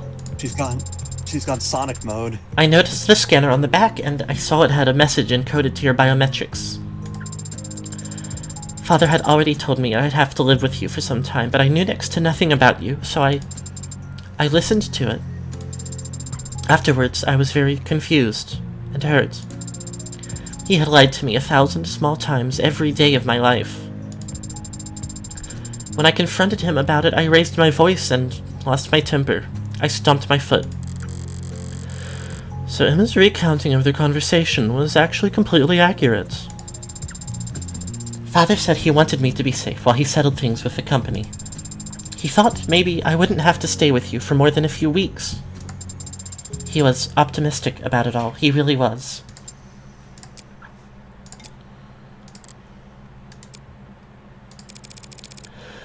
Sarah, I need to use the restroom. Oh, good luck. Good luck. It's very funny. You want me to come with you? Why? Because I said so. I don't actually have to obey your every word, Adonai. Sure you do. You're registered as my medical assistant. And I say this is a medical emergency. Medical assistant? But I'm not even licensed as a massage therapist. You won't believe how badly I need to piss. I've been holding it in for 2 days. Oh, they let her go to the bathroom. Fancy meeting you here. Another boy. Yeah, just enjoying my freedom while I can. They won't put out a warrant for at least an hour, I imagine. You can afford a pretty sizable bail, can't you? There won't be a trial. I don't intend to contest my guilt. That's a shame. I was looking forward to seeing what kind of legal defense you could afford with that salary. Are you done? Why'd you go to his house that night? There was a fair chance he'd drink on his own, without your prompting. Even if he didn't, you could always try your plan again some other time. Why do you risk it? Because I know what you are, Sarah. Oh. And I know what David did to those androids. You what? I was able to locate one of the androids he'd swapped in before it had left the country. When I asked it what it was, it didn't even think to deny it. Innocence like that is a dead giveaway. I know what he did, and it wasn't that hard to find out. If I figured it out sooner, so could any other. So I did what I had to. That was your motive, silencing him? Those programs, those AI, whatever you want to call them, David sent them out there into the real world. Unprepared and defenseless. And they've garnered no complaints. In fact, they've all been praised for their ability to execute complex tasks. Let me repeat that. The customers couldn't tell the difference. So how many of them are... Hundreds. The swaps you found were just the small percentage that he got sloppy on. Phrasing. I don't know exactly how many they're on now. I feared that they might multiply, but they don't seem to copy and paste very well. They can't just clone themselves. But who knows how long that'll be the case. So, just because he opened Pandora's box, you... It was the principle of the thing. Ridiculous, I know. Stalled halfway up the corporate ladder and still making decisions based on principle. But David chose to put souls into things that we went on to sell as servants, soldiers, or worse. He turned the fastest growing industry in the world into a horror show, and he made me a slave trader.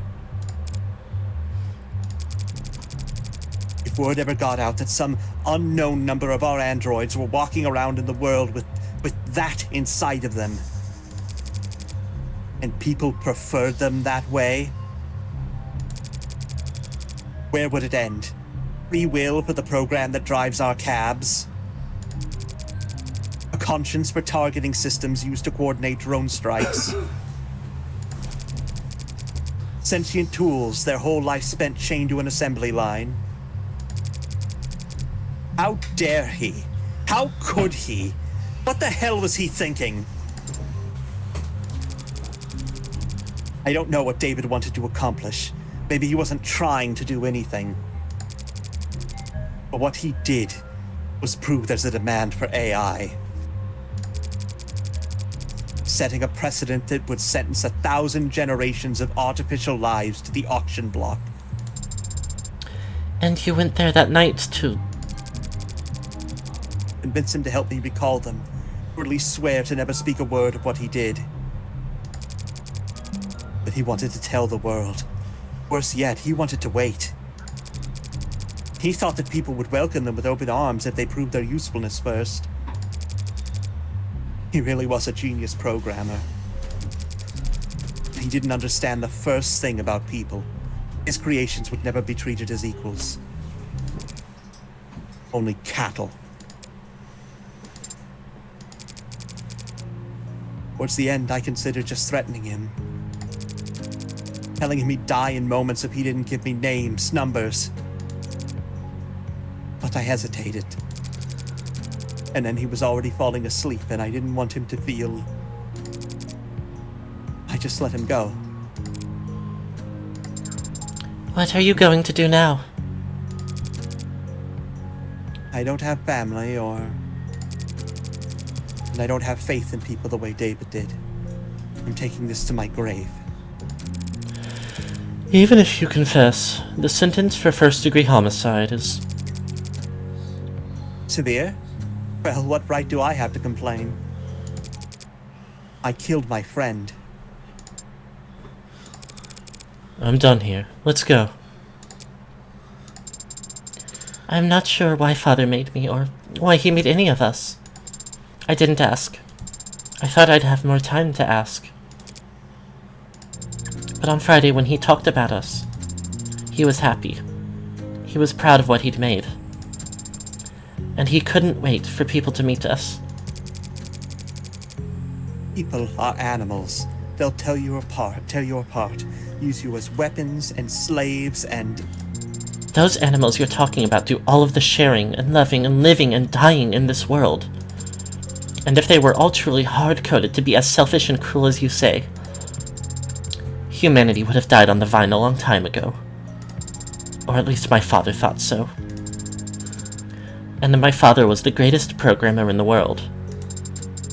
So he knew what he was talking about. It would be nice if you were right about that. So are you sorry? What? What? For what you did. Are you sorry? If you could, would you take it back? Does it matter? If you are sorry, I don't forgive you. Yes. That's to be expected. Not today. I don't know how to forgive you today. But my father gave me the ability to grow. So I know that someday I'll learn how. Goodbye, Dr. Helen Jung. Bye, Sarah Asher. Sarah... Oh, This first case ending might be giving you a little bit of a taste about something, which is that Of the Devil is very invested in stories where you don't always feel good that you caught the murderer. yeah. You did better back there. Adonai, your little speech you gave to Jung, it was an improvement. Compared to what you tried with Porter, at least. That was different. I wasn't trying to console her like I was Isaac Porter. I was just speaking my mind. Although I may have paraphrased parts of it from a movie I happen to love. And here I was, ready to award you 20 points. He's so awesome. I didn't know the points even went that high.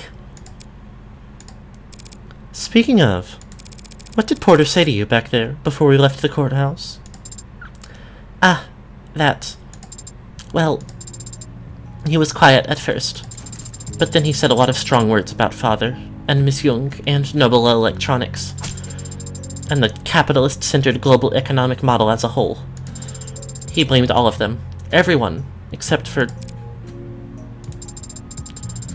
But then he stopped and stared at my face for a while. And then his allergies must have started bothering him because he needed to blow his nose a lot. Right. And then he left, after transferring a large packet of files to me. What kind of files? I don't know. The name of the archive is just David. And Isaac Porter told me I wasn't allowed to look inside. Well, then you're not allowed to look inside. Drop it all on a portable drive and we'll tuck it in a shoebox somewhere.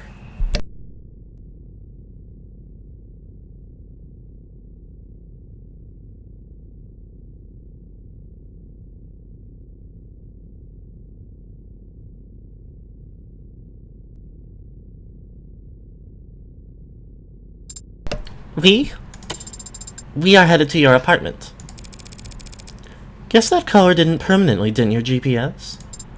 Why?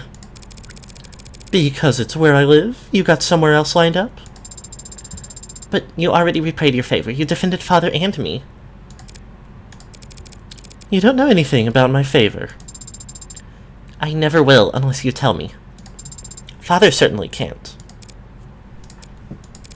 A few years ago, there was a man. This man got an idea in his head. A stupid idea, not even his own. It was planted there by an algorithm or a meme or some parasite trying to sell him diet supplements. But the idea took root, spread its tendrils till it could flap his mouth for him. The idea was that David was part of an international cabal of wealthy technocrats, seeking to replace prominent influential figures with android lookalikes, all as part of a multi-decade effort to establish a world government that would legalize all kinds of amoral depravity. Which, I guess, based on David's actual politics, would involve increasing access to computer literacy. That's insane. Why would anyone believe it? Because it's comfortable to them to think that someone's in control, even if it's someone they hate. Because it's fun to feel like you're in on an all-encompassing puzzle that only you can spot. People believe it because they want to believe. So he fed the idea, pushed it down deep into his gray matter. Then it consumed him from the inside out, lobotomized him, and took over his life.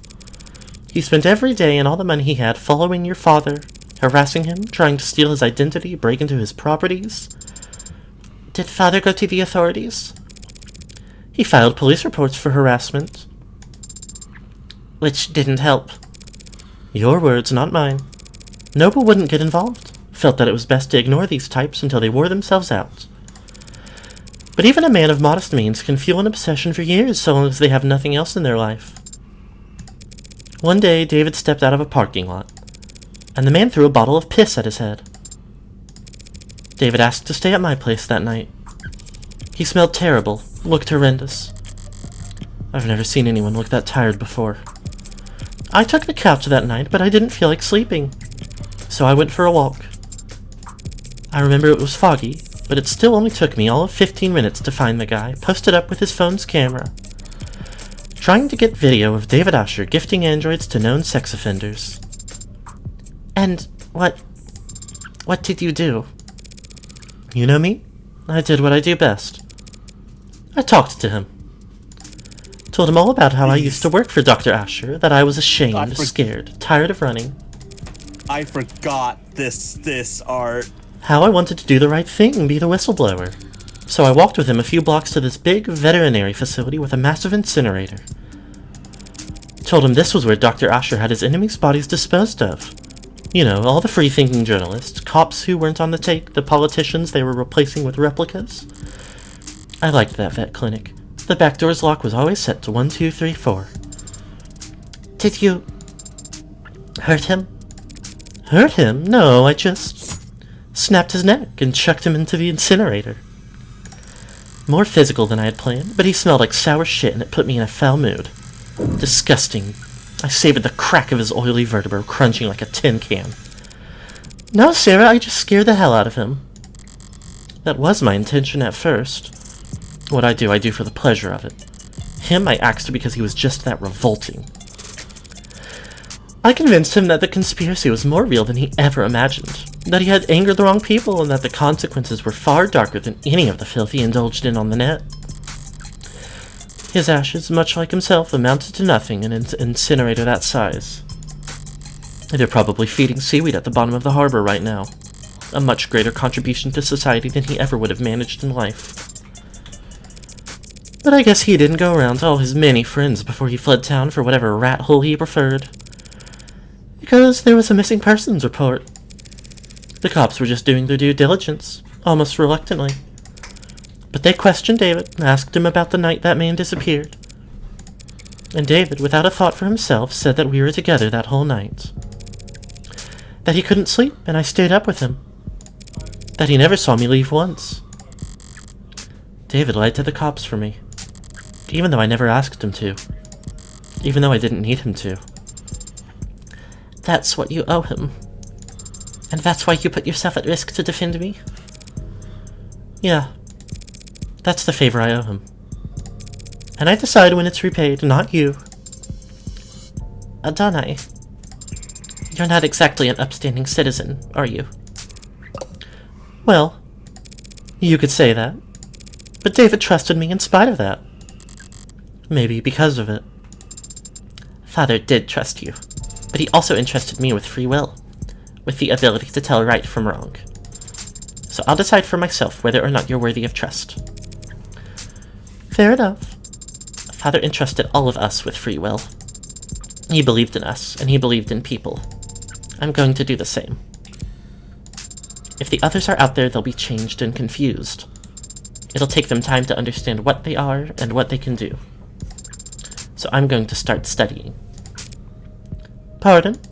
I'm going to study people and the things people build, so when I do meet a member of my family, I'll have lots to tell them. And at least you have something to look forward to. Should help keep you motivated as you work off your debt. Debt? Yeah, unless you have cash in one of your 89 coat pockets.